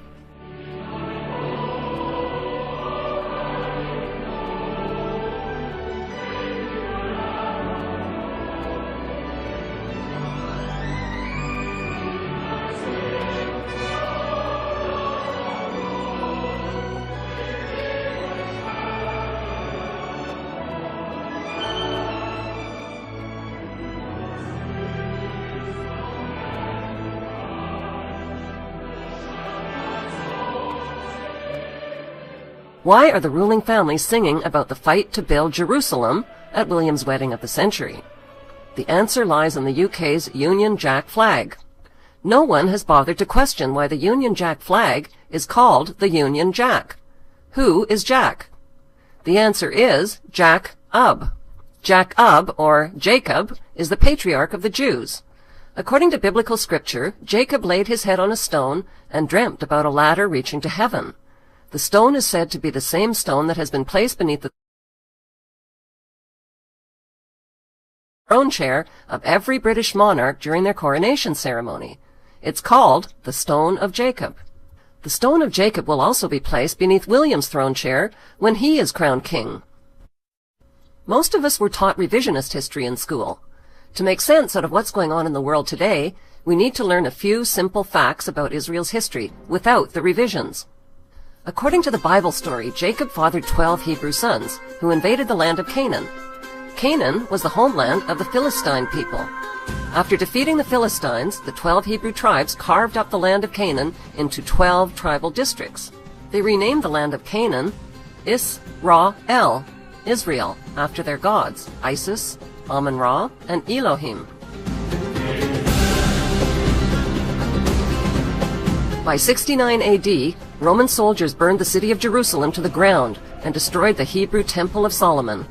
All that remained of the Jewish temple was a wall, which still stands today in the city of Jerusalem. After the 12 Hebrew tribes fled from the land of Canaan, which they had renamed Israel, the Romans gave the land back to the Philistines and called it Palestine. Palestine was the Romanized word for Philistine. Today, the descendants of the Philistines are the Palestinians of Palestine. Where did the 12 tribes of Israel go after they fled from the land they had renamed Israel? The serpent tribe of Dan became seafaring pirates. They emblazoned the symbols of the snake and dragon on their red and white flag, together with the crest of an eagle. According to Bible prophecy, the Antichrist will descend from the tribe of Dan.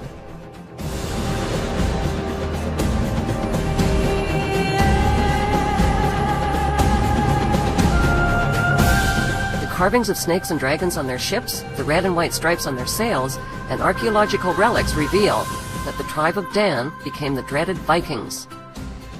These ferocious seafaring pirates raped, burned, and looted their way up the coast of Europe into the British Isles, incorporating the name of their tribal leader Dan into towns and rivers along their migration route, like the mighty river Danube and the Jordan River.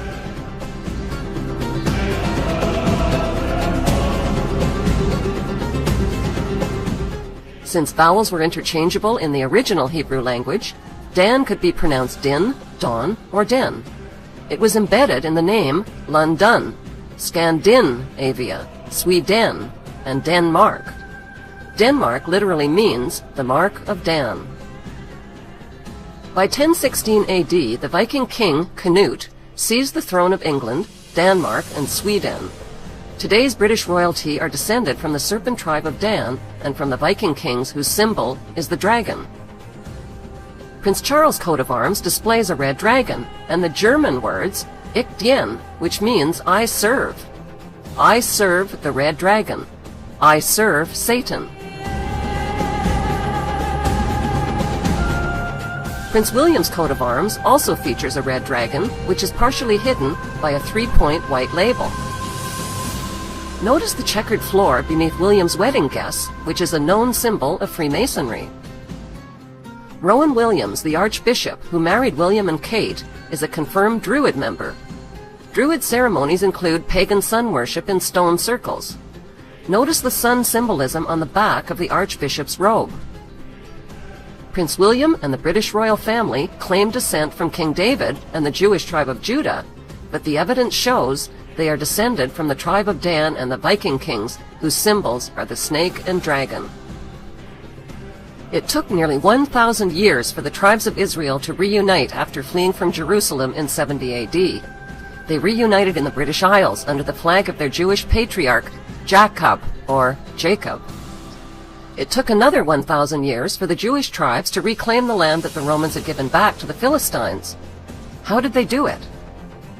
In 1917, the British Earl of Balfour signed the Balfour Declaration, promising to give the nation of Palestine to Lord Rothschild and the Jewish Zionists. This criminal declaration was made even before the British had conquered the nation of Palestine at the end of World War I. During World War II, American corporations supplied gas, money, vehicles, and weaponry to Hitler and the Nazis.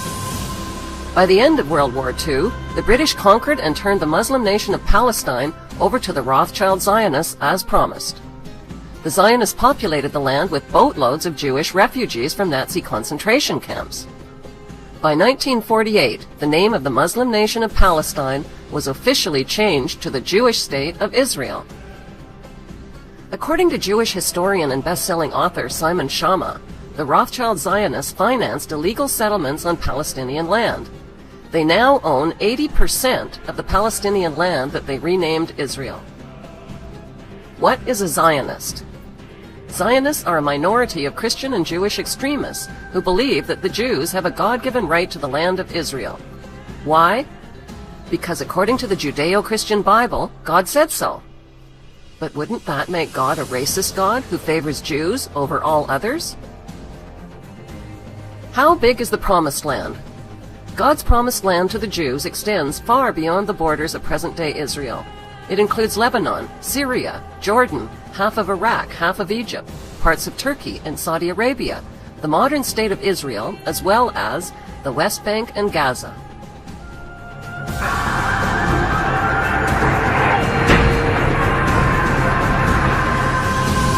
The 9/11 attack on the World Trade Center in New York City served as the perfect excuse to justify bombing, occupying, disarming, and bankrupting Israel's Muslim neighbors. It also scared hundreds of billions of tax dollars out of traumatized American citizens. 9/11 was a Zionist false flag operation. Within 24 hours of the attack, America launched a Blame the Muslims campaign that ignited the Zionist war of terror on the Muslim nations surrounding Israel. Ultimately, the grand scheme of the Zionist plot is to reclaim Jerusalem and rebuild Solomon's Temple, which was destroyed by the Romans almost 2,000 years ago. Today, Israel's Jews pray at the Wailing Wall in Jerusalem, which is all that remains of Solomon's Temple. The design and cornerstones for the new Solomon's Temple have already been completed. Every day, 3 times a day, Jews recite this prayer. May it be your will that the temple be speedily rebuilt in our own time. It's a prayer they prayed for almost 2,000 years. But Jews here in Jerusalem are doing more than just praying. Just a few steps away from the Western Wall, rabbis and craftsmen are building what they call a temple in waiting.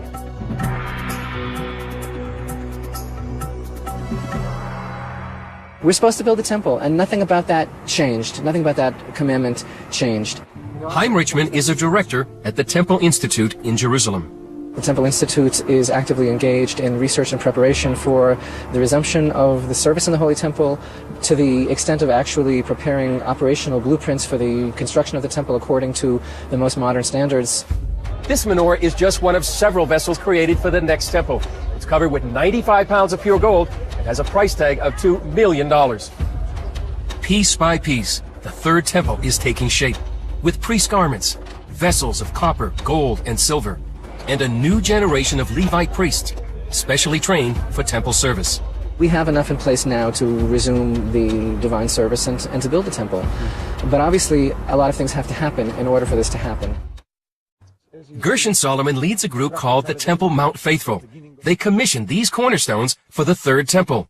The 6-ton stones were consecrated with water from the biblical pool of Siloam and cut with diamonds. The Temple Mount, 35 acres of it, is the most explosive piece of territory on the face of the planet.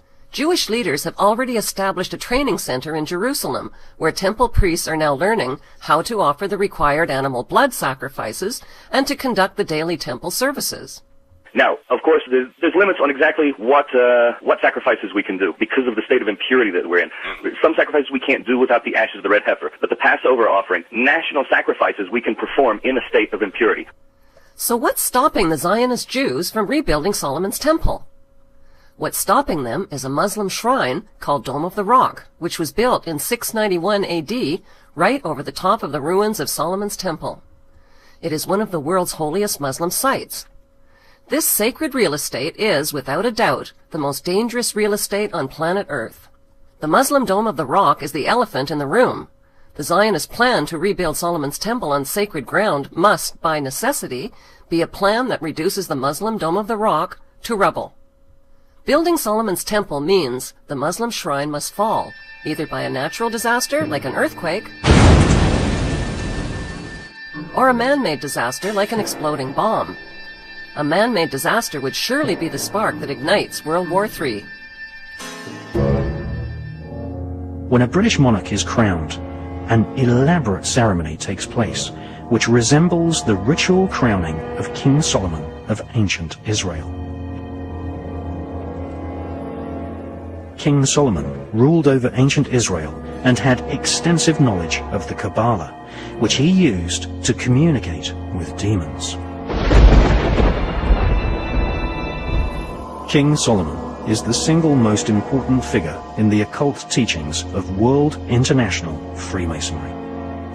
The ancient Goetia is a book of powerful invocations and spells written by King Solomon.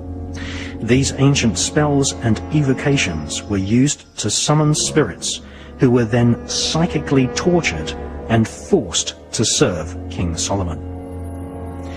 The Goetia contains descriptions of 72 demons, some of whom controlled their own army of lesser demons.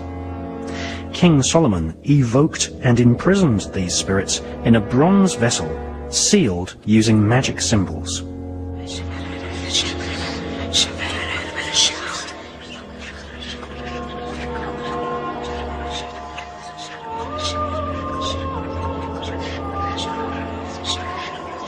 The Goetia explains how the spirits can be compelled into obedience.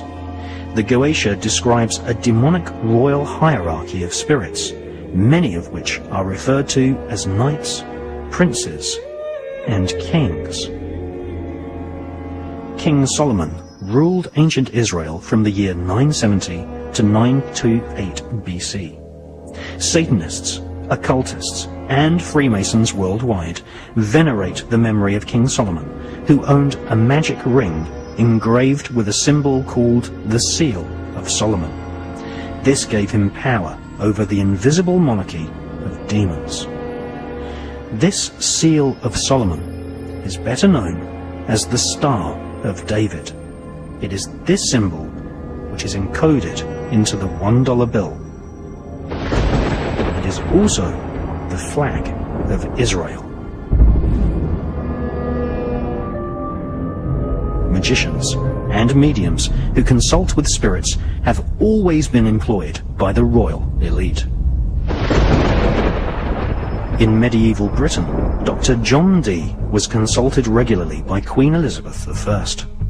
At the British Museum in London, we see the dark mirror which John Dee used to see or scry the faces of spirits.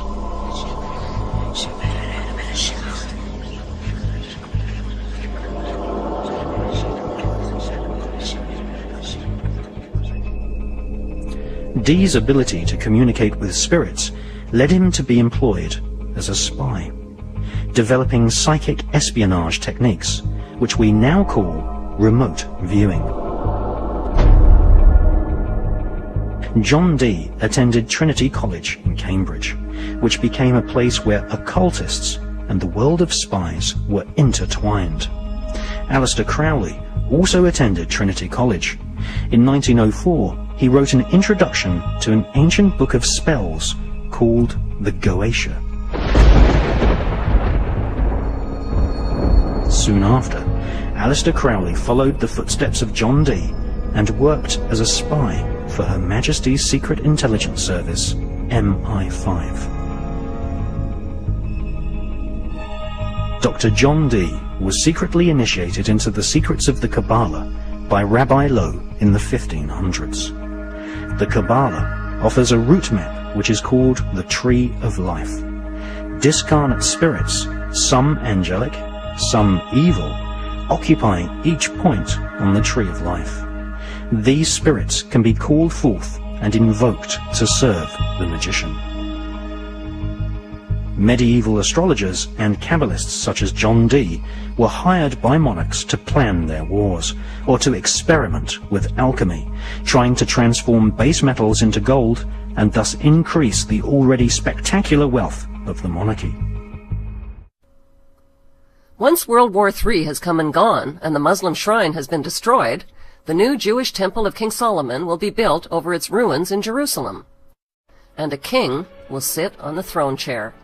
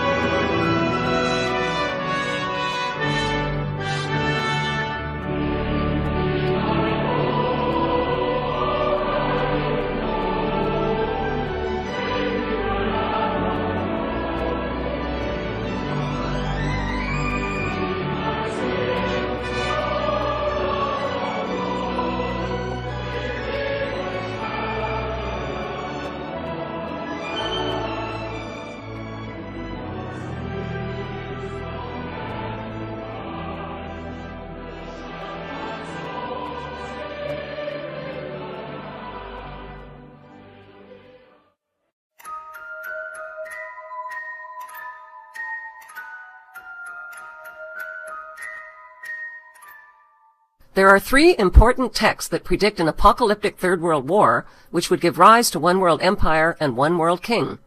The Bible's Book of Revelation, the Illuminati's Protocols of Zion, and Albert Pike's Morals and Dogma.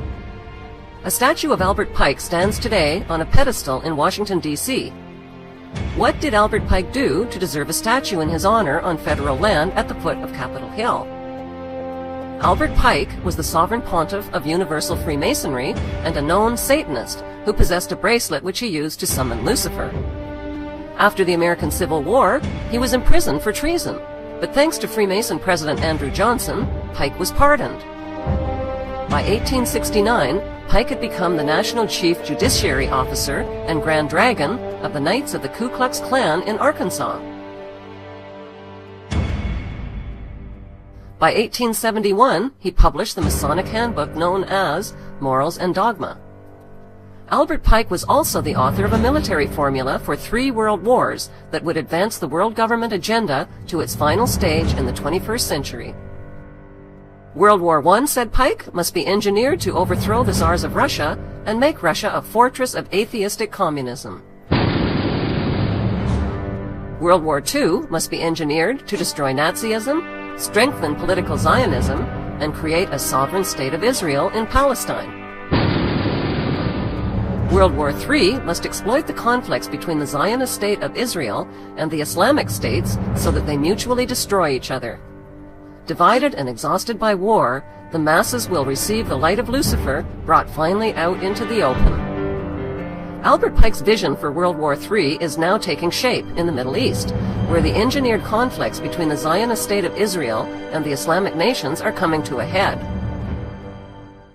Proof of a world government conspiracy is uncovered on our Seeing is Believing tour of 5 U.S. cities, starting with Denver, Colorado. Denver, Colorado is home to America's largest airport called the Denver New World Airport.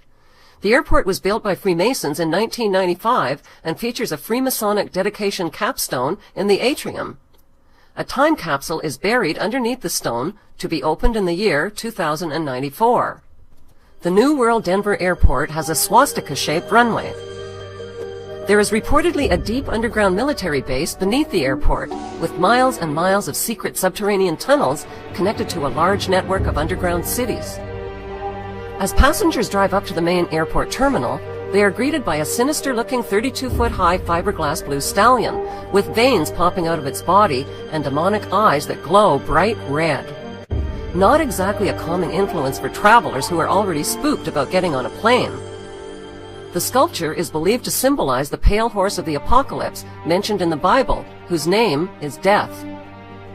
The sculptor, Luis Jimenez, was killed by the horse when a chunk of the sculpture broke loose and came crashing down on him. Locals call the horse Blucifer. Inside the airport, travelers hurry past grotesque gargoyles in suitcases that leer down at them and morbid apocalyptic murals that line the airport walls at the main gate. 4 panels of giant-sized wall murals in the baggage claim area tell a terrifying and prophetic story in pictures of how humanity's future is going to unfold. The first mural reveals a horrific Darth Vader-like figure wearing a Nazi general uniform and a gas mask. The gas mask indicates that the next war will use depopulating biological or chemical agents. The white dove that he is killing symbolizes peace. On the right are destroyed buildings reminiscent of the Twin Towers. The Nazi general's scimitar's sword has been swished through the air, leaving behind a rainbow chemtrail that poisons the air and ethnic population below it. On the left is an endless line of weeping women refugees holding dead babies. There is no trace whatsoever of violence to the dead children, who appear to have died from the deadly gas of the toxic rainbow. Why are there no men present? Presumably, they have all been killed. The Nazi general's scimitar's sword that destroys peace is a symbol used by the Shriners, who are Freemasons. Freemasonry is a fraternity within a fraternity. Outwardly, it is a friendly charitable organization that conceals an inner brotherhood of the 33rd degree elect. The next airport mural shows a forest and a city in flames. The world's endangered animals and plants are extinct: buffaloes, whales, leopards, elephants, and sea turtles. The sickly haze and leaping flames suggest a nuclear or biochemical devastation. Children are the only survivors, and they are weeping over 3 open caskets of an African girl on the left, a native girl in the center, and a white Judeo-Christian girl on the right. They represent the death of the old black, red, and white root races to make way for the New World race. The dead white girl in the coffin holds a Bible and a yellow Juden star, which was used by the Nazis to identify Jews. It symbolizes the death of Judeo-Christian beliefs.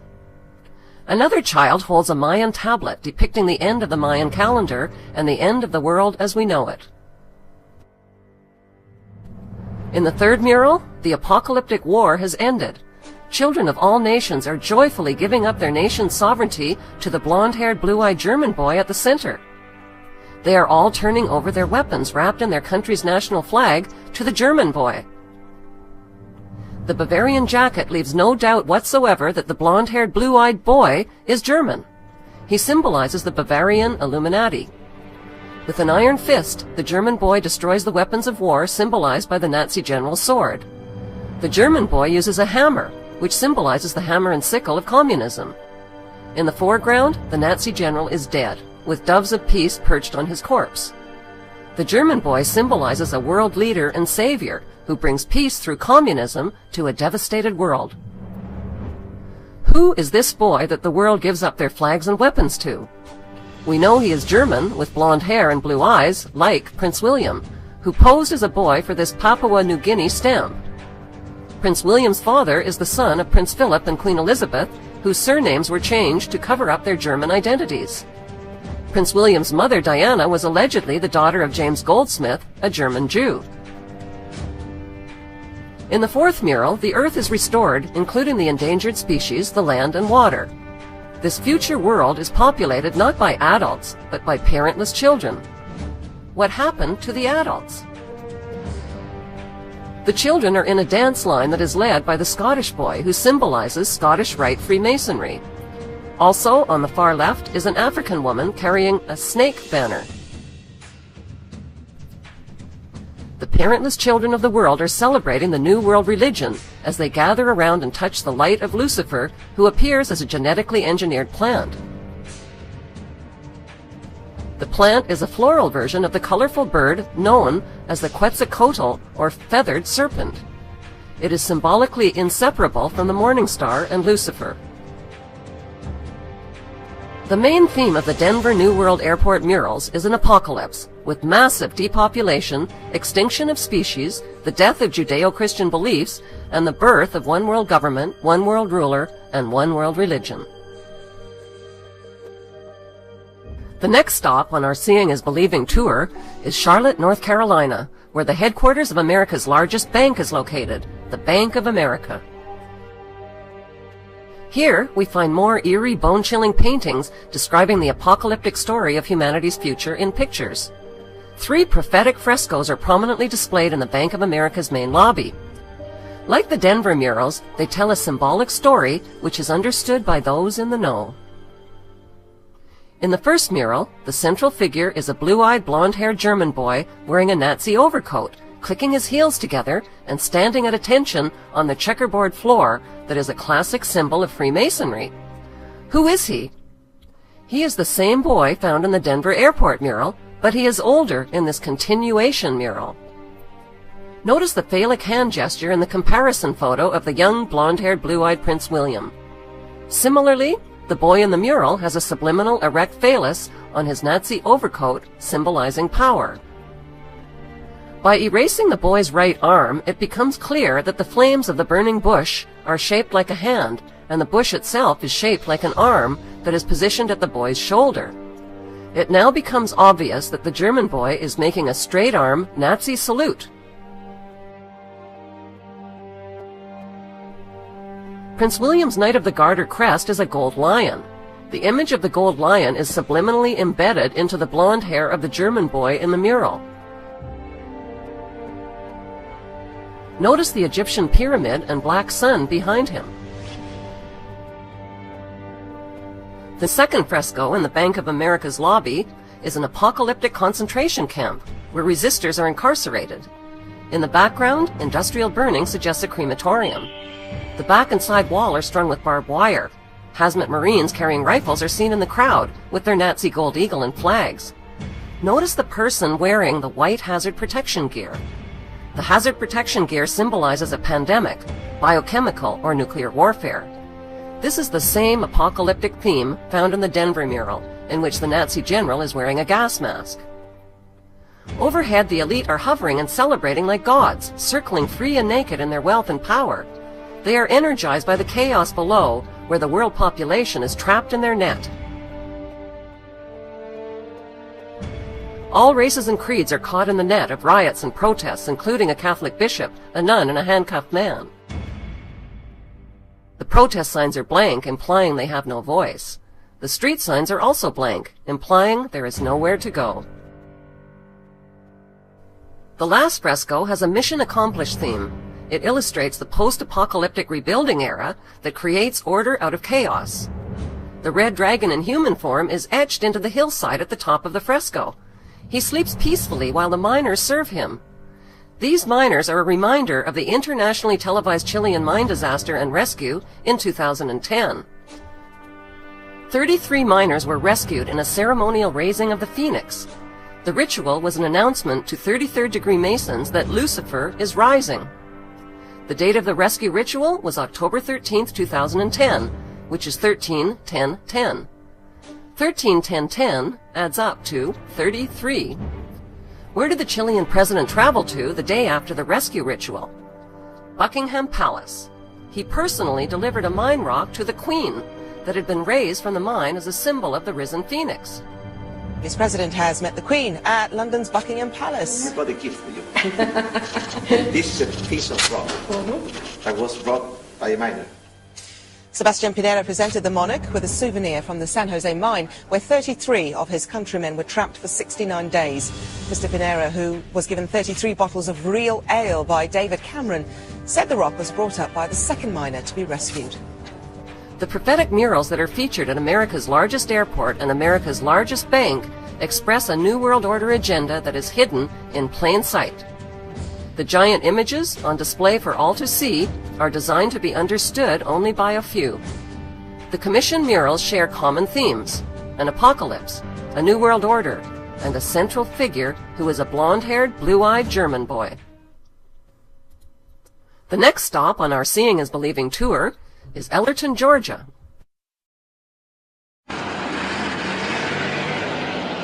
Next, we turn to the town of Elberton, Georgia, the granite capital of the world. Elberton is famous for its production of tombstones, exporting some 250,000 tombstones every year. Oddly enough, the town that makes a living through death is also the home of what some consider the most threatening monument in America. A monument that some believe is a symbol for the coming Holocaust, promoting a depopulation effort at a massive scale. It was back in 1979 when a stranger came to Elberton, Georgia. Now, Elberton, Georgia is on the eastern part of Georgia, very close to the South Carolina border. And this stranger said that he was part of a secret group, and they wanted to build a great granite monument. This was done by a guy who gave a pseudonym, came in, paid cash, had this company set these things up in 1980. Called himself R.C. Christian, but that's not his real name. It says it right on the stones, a pseudonym. Nobody knows his real name because that isn't his real name. Nobody knows who put the money up other than this fictional individual. Nobody knows what secret group he represents. Of course, Elberton mines granite. They make tombstones there, and they have the facilities to mine the granite. But he gave very, very specific directions as to how this was to be built, so that it would always be aligned in certain ways, so you'd always be able to see the North Star, so it would be aligned with the moon and with the various phases of the sun. And very, very similar to the Stonehenge that they have in England. So as the Stonehenge was a Druidic monument, this was to be the American Stonehenge, or it's known as the Georgia Guidestones. And on each one of the Guidestones is this message in a different language, actually 8 different languages. Are the 10 commandments that come from the dark side. And the first one is maintain the world population at 500 million in constant balance with nature, which doesn't sound too bad until you realize that we've got over 6 billion people in the world. And if we're going to maintain the world population at 500 million in constant balance with nature, we're going to have to kill off about 90% or more of the world's population. Like the Masonic dedication stone at Denver Airport, which has a time capsule buried beneath it, the Georgia Guidestones also feature a capstone with a time capsule buried beneath it. New York City is the next stop on our Seeing is Believing tour. The world's largest cathedral is a New York City landmark called St. John the Divine. It was built with funding from the Grand Master of the Masons of the state of New York. Using the art style of the grotesque, this sculpture next to the cathedral features sun worship, bizarre mythical creatures, and the upside-down head of Satan. There is a John Lennon quote that says, "One day the world will live as one." On the western facade of the cathedral, stonemasons have sculpted a chilling depiction of the collapse of the Twin Towers and the destruction of New York City and its landmarks. This scene was created in 1997, 4 years before the destruction of the Twin Towers on 9/11. Other recognizable skyscrapers are the Chrysler Building and the Citigroup Center. The cathedral's pillar on the left shows the Brooklyn Bridge crumbling, cars and buses falling into the churning waters, and the Statue of Liberty sinking. Beneath this horrifying prophecy is the New York Stock Exchange, with street people selling all around it. The pillar on the right depicts the 4 horsemen of the apocalypse, riding white, red, black, and pale horses that symbolize conquest, war, famine, and death. Another pillar depicts the birth of the Antichrist, who is surrounded by mummies. Below the birth is a lamb with its legs tied. The book of Revelation refers to the Antichrist as the beast, coming up out of the earth and having 2 horns like a lamb. Right below the tied lamb is a spiral vortex symbolizing a change of consciousness. Below it are people worshipping the energy vortex of the Antichrist figure. The cathedral pillar on the left is the Jewish Kabbalah's Tree of Life. The Kabbalah is linked to the occult practices and symbolism of Freemasonry. Standing above the Kabbalistic Tree of Life is a robed man, pictured on the right. Only one eye is exposed, which symbolizes the satanic all-seeing eye.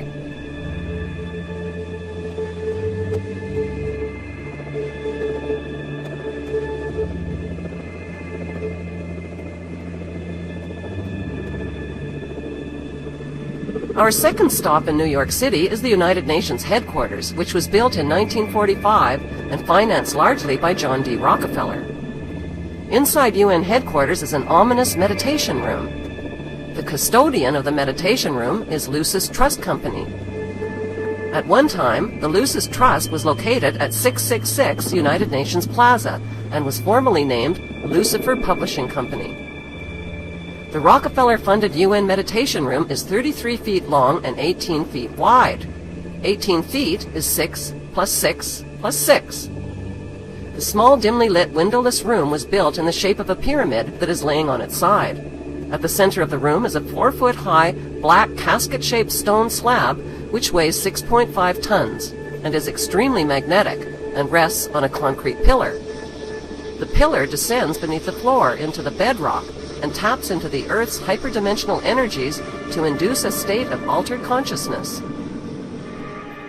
Not far from the meditation room is the United Nations Security Council chamber. This is the emergency room of the UN, where the world leaders meet when there is a threat to peace. They decide the fate of nations. Even though Israel has over 200 uninspected nuclear weapons and has violated dozens of resolutions, no sanctions are ever imposed because of the United States' veto powers. Notice the giant mural that towers over the Security Council room. The central focus of the UN mural is the phoenix bird that has risen. The phoenix bird is a symbol of Lucifer. Egyptians believed that the phoenix symbolized a god who rose to heaven in the form of a morning star like Lucifer after his fire immolation of death and rebirth. Notice that the phoenix bird is not standing above his own ashes. He is standing above his old skin. Like a snake, he has shed his old skin and is revealing himself as God at the center of the mural. At the top left, there is a church steeple without a cross. The missing cross symbolizes the death of Christianity. Below, a woman receives the rays of the sun god, while the man in front of her plays Pan's flute. To their right are two pyramid symbols and people joined together by a long blue serpent-like cloth. Below the risen phoenix, a sword is driven through a dragon beast. This represents the killing of old beliefs and religions that depicted Lucifer as a beast. The New World religion worships him as beautiful. Behind the phoenix, the ghostly figures of the walking dead are stepping into a void. They symbolize depopulation. On the right panel, the pale horse from the book of Revelation is the bringer of death to humanity through weapons, hunger, and disease. The man is releasing him. The chained black man represents slavery, while the top panel of the mural shows a technologically advanced white race who control industry, art, and science.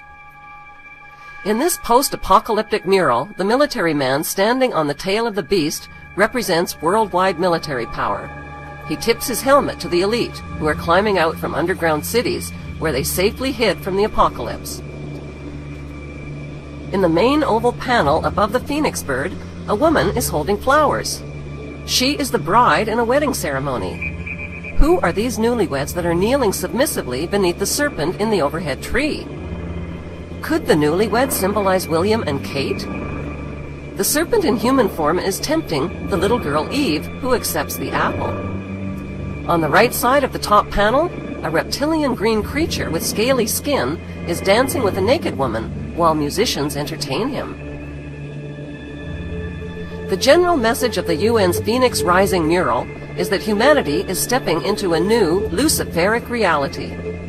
Beneath this disturbingly prophetic mural, world leaders make global decisions that affect the lives of nearly 7 billion people.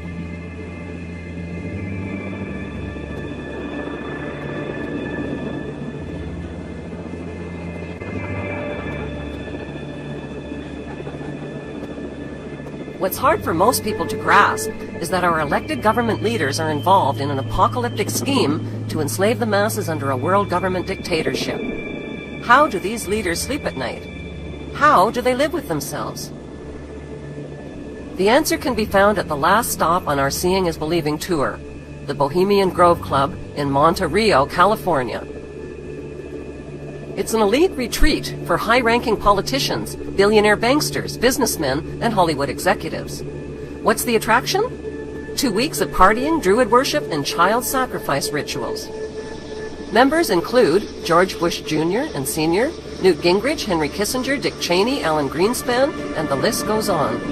One thing is certain, these men don't believe in heaven and an afterlife for good behavior. They dress in long robes and gather before a 40-foot stone owl of the god Moloch, where they conduct a mock child sacrifice ritual. It's called the cremation of care ritual to purge members of their guilt. The ritual symbolically burns up their cares and clears their conscience of the diabolical crimes they have committed against humanity.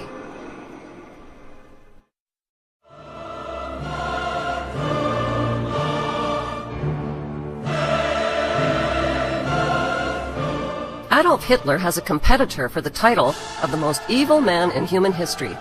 His competitor's name is Sabbatai Zevi.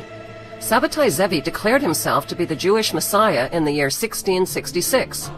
This false Messiah led the largest Messiah movement in Jewish history and attracted more than half the population of European Jews. How did he do it? By promising to return the Jews to their ancestral homeland in Palestine.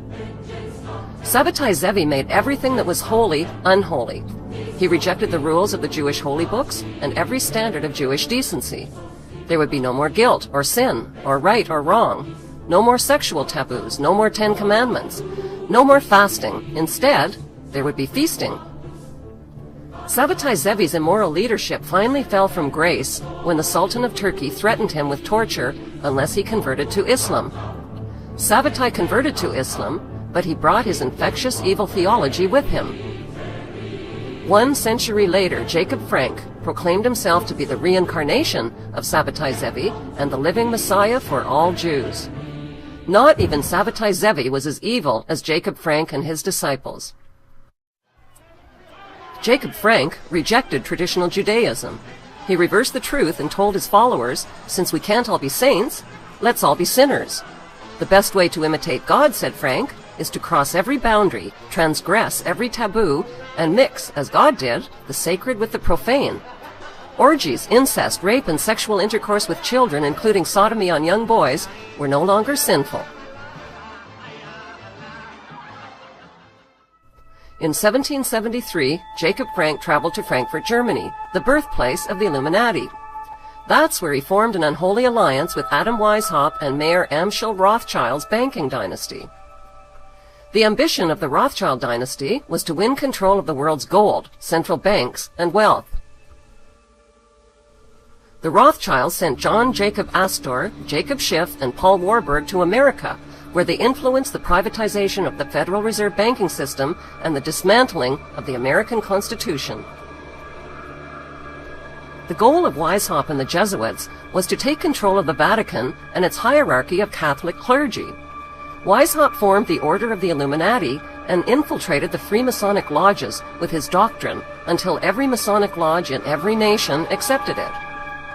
The Frankist goal was the destruction and replacement of Jewish ethics with a satanic religion based on the exact opposite of Jewish teachings. When this unholy alliance of conscienceless men was seeded, a cancerous war against humanity erupted. With Rothschild financing, Jacob Frank became fabulously wealthy and was put in charge of spreading a Luciferian theology that would be the hidden hand behind future wars and revolutions. Jacob Frank's followers were called Sabbatean Frankists. They practiced witchcraft and occult rituals, including animal and human sacrifices. Lucifer, they declared, was the true God. The Sabbatean Frankists expanded their movement by masquerading as converts to other religions.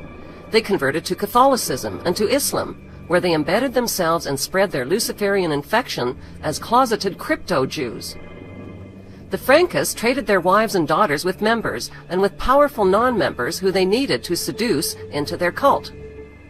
Jewish professor Gershon Scholem called Jacob Frank one of the most frightening men in Jewish history.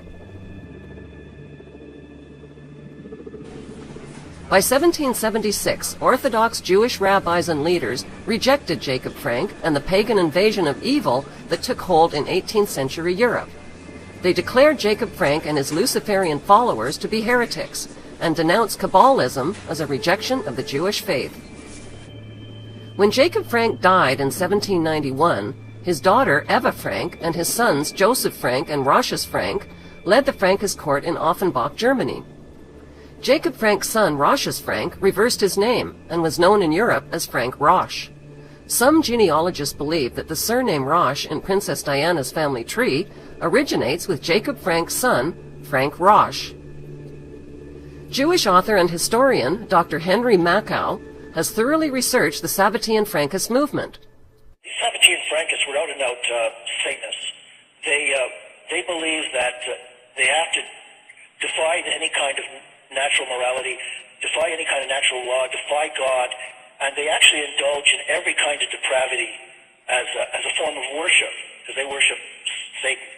And they promoted promiscuity, and that's where our promiscuity today comes from. It's 200 or 300 years old. There's nothing new or avant-garde about it. They promoted incest, they promoted pedophilia, and every kind of sexual depravity. Rabbi Wolf Gunther Plott is the former president of the Canadian Jewish Congress. He claims that Sabbatean Frankists are false Zionist Jews who reject traditional Judaism. The Sabbatean Frankists were behind Nazi Germany's Holocaust and World War II, which was engineered to create the State of Israel.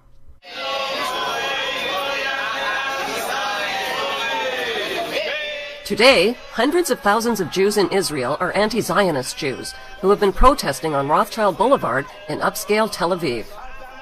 Anti-Zionist Jews are burning the flag of Israel to protest the Zionist violence and genocide and the injustices. Why don't we see this on television?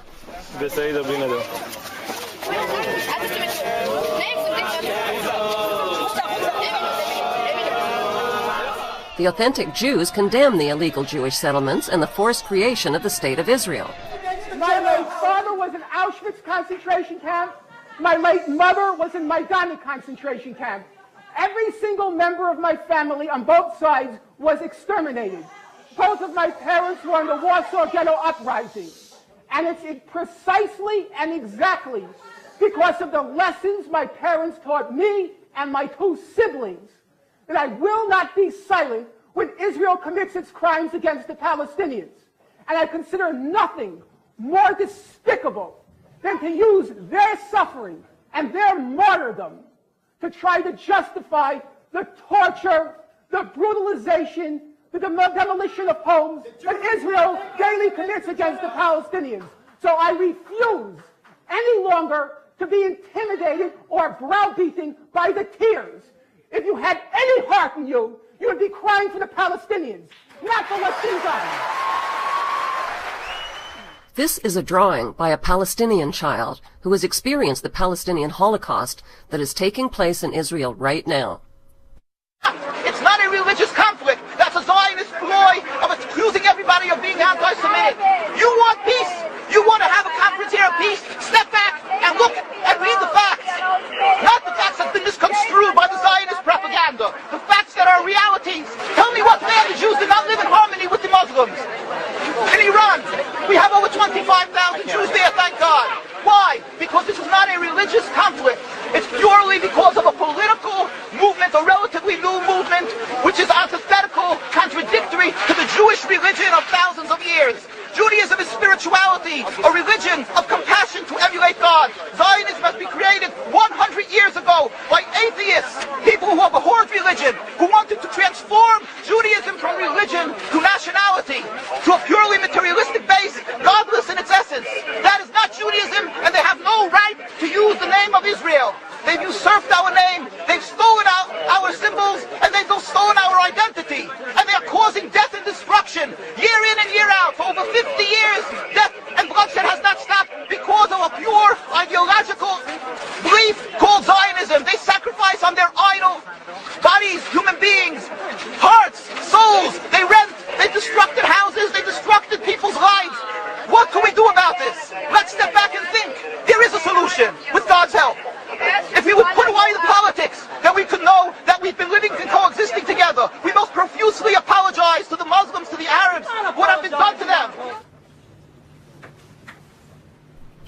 America's Zionist-owned media falsely reported that Iran's President Ahmadinejad threatened to wipe Israel off the map. This was a mistranslation. What the president of Iran really said is that Israel is occupying Palestine and has no legitimacy on the world map. Traditional Torah Jews and rabbis agree with him. There is speculation that the revolutionary document called the Protocols of Zion is a secret Sabbatean Frankist document. This document embodies 24 protocols which map out a detailed Zionist plan for global control. The protocols, written in the late 1700s, describe in precise detail the world domination plan that is unfolding today. Rabbi Marvin Antelman charges that the world today is ruled by a Sabbatean Frankist satanic cult that has conspired with the Illuminati to destroy all religions and fuse all nations into one. Today, royals, politicians, banksters, and businessmen form the inner circle of the Sabbatean Frankist elite. They live secret, two-faced lives, sometimes posing as religious Jews or Christians or Islamists. Modern Zionism is rooted in the unholy alliance of Frank, Weishaupt, and Rothschild. It has infiltrated world religions, taken over Freemasonry, engineered wars and revolutions, and turned nations and citizens into their debt slaves worldwide. Unfortunately, Muslims, Christians, and Jews do not recognize their common enemy because that enemy is invisible. It hides within their own religions. The enemy also hides within the activist community. It finances big-budget documentaries and movements. The end game is to sell a divisive, anti-capitalist, atheistic message and deliver trusting followers right into the lap of a communist New World Order. Today, the bloodlines of this unholy alliance are in the final stages of establishing one world religion, one world government, and one world ruler.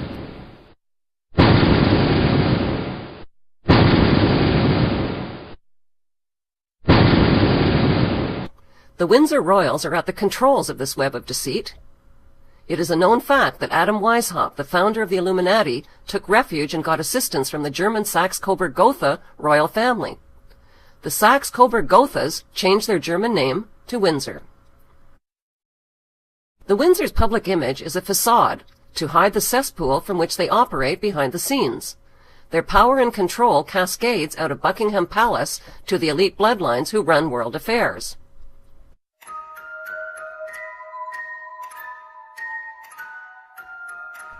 The official address for the Queen and Buckingham Palace is London. Not London, England, just London. Why? Because London is a corporation.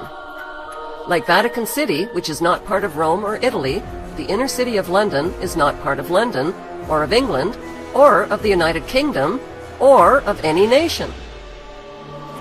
Beneath Buckingham Palace is a private underground subway system. The royal tube tunnels provide the monarch with a speedy getaway during a crisis or insurrection. These secret tube tunnels connect the Queen to Heathrow Airport, her castles, the Kew Whitehall Citadel, the Pindar nuclear bunker, and her Prime Minister at 10 Downing Street.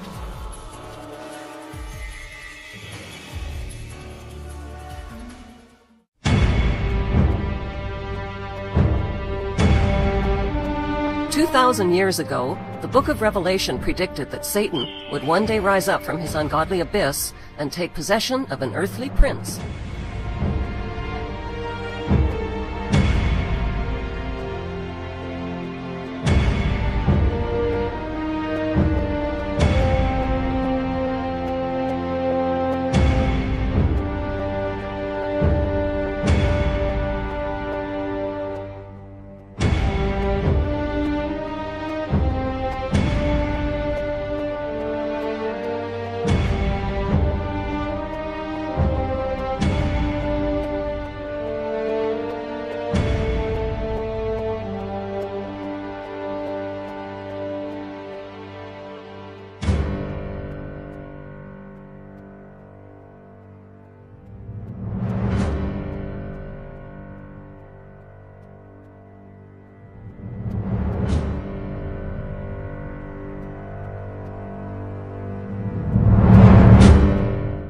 A one-world empire and ruler has been in the planning stages for thousands of years.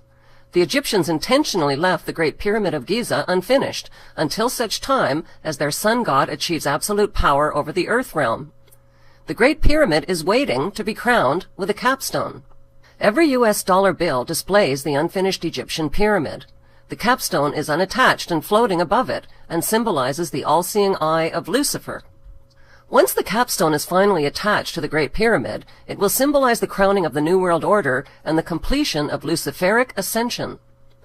The crowning of the Great Pyramid, together with the crowning of Prince William, is fast approaching.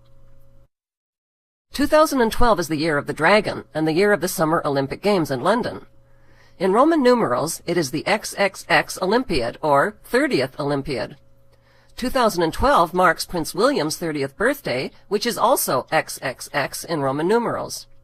X is the 24th letter of the English alphabet. In numerology, 24 is 2 plus 4 equals 6. XXX is 2 plus 4, and 2 plus 4, and 2 plus 4 equals 666. The Olympic Stadium floodlights were designed as pyramids. This is the ultimate form of Illuminati symbolism, since the all-seeing eye capstones illuminate the entire stadium. Illuminati, you'll never take control. Your new world order will lead to none at all. We are standing on you as one.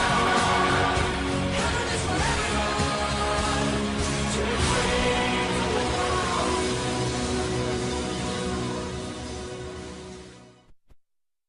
Strangely, the Olympic Village site was designed with biblical and mystical road names. Even stranger are the 2012 one-eyed Olympic mascots, which are all-seeing eye symbols. The eye of each mascot is actually a camera that allows the little demons to see all and record all.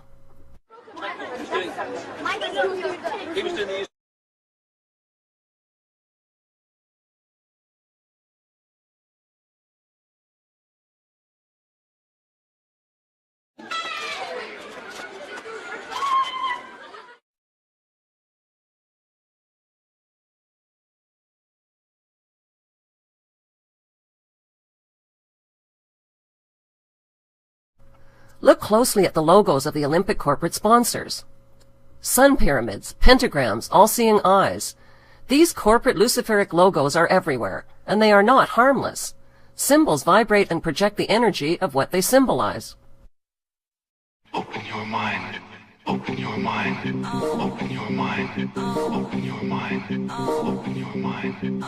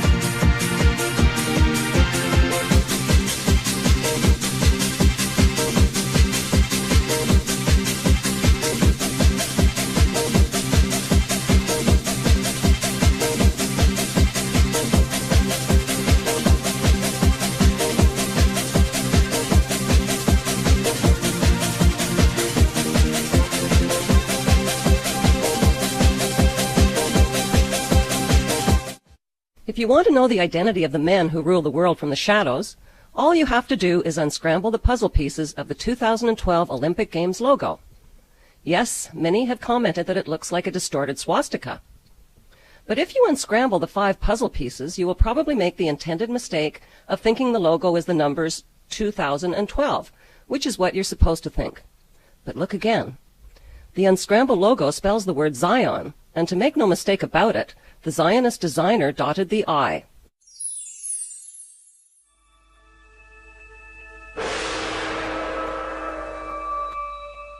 The kleptocracy of royals, banksters, and corporate criminals have painted a bleak future for humanity with their apocalyptic movies, murals, and monuments. In his book, Antichrist and a Cup of Tea, Tim Cohen states that the key leadership of the New World Order agenda is the House of Windsor in London. The Windsors are the real axis of evil that is driving world events, says Cohen. Some believe the Vatican is in charge, but look at the design of the Vatican from overhead. It is shaped like a keyhole, and inside that keyhole is the British flag and its symbolic double-cross design. The game plan formula for the New World Order is a simple one. Order out of chaos. Create global chaos by engineering and financing both sides of wars, revolutions, and movements, then create order by offering the desperate, war-weary world a peaceful solution. Enter the handsome, charming peacemaker Prince William, who turns 33 in 2015. 33 is the most revered and sacred number in Freemasonry. 33 is also the age of Jesus when he was allegedly resurrected. By 2015, the desperate, war-torn world will be ready to embrace a leader with a global peace plan and a message of hope. William will be a counterfeit messiah. His message of hope will deliver a forced peace by disarming the world of its most devastating weapons of war. He will rule the world with his one world army from an eternal throne in Jerusalem. The throne and temple have already been designed.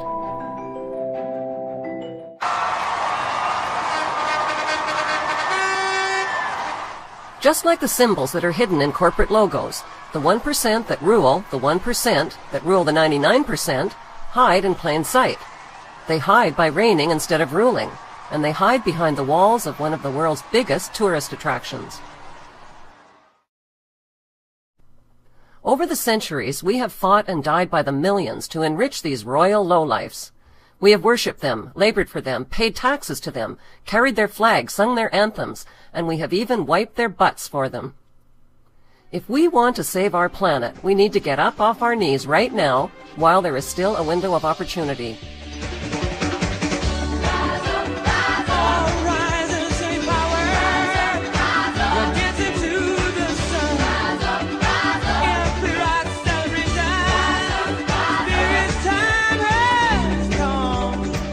What does it mean to get up off our knees? It means refusing to stand at attention and sing national anthems about bombs bursting in air, or about a noble and gracious queen or king who is neither noble nor gracious. It means not voting in the corrupt electoral system. A vote for the lesser of two evils is still a vote for evil. It means not wearing corporate logos and imitating idiot gestures that vibrate Luciferic energy. It means giving up our need to worship gods, messiahs, saviors, aliens, gurus, politicians, and rock stars. When we worship, we give our power away. It means not supporting troops that fight and kill and die in unjust wars to enrich the filthy rich. It means withholding our tax dollars that sponsor the bankster mafia, their puppet politicians, and their genocidal wars. It means taking our money out of the bankster-owned banks and their rigged stock market casinos, then finding an alternative. It means freeing ourselves from heart-numbing addictions to drugs, sexploitation, money, and violence, and rediscovering our natural innocence. It means canceling our cable TV and the toxic propaganda that is infecting our souls. And most important of all, it means fearlessly rising up and deposing humanity's common enemy that hides in plain sight.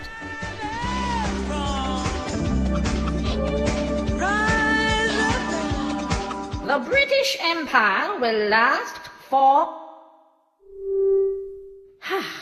The British Empire will last for 1,000 years.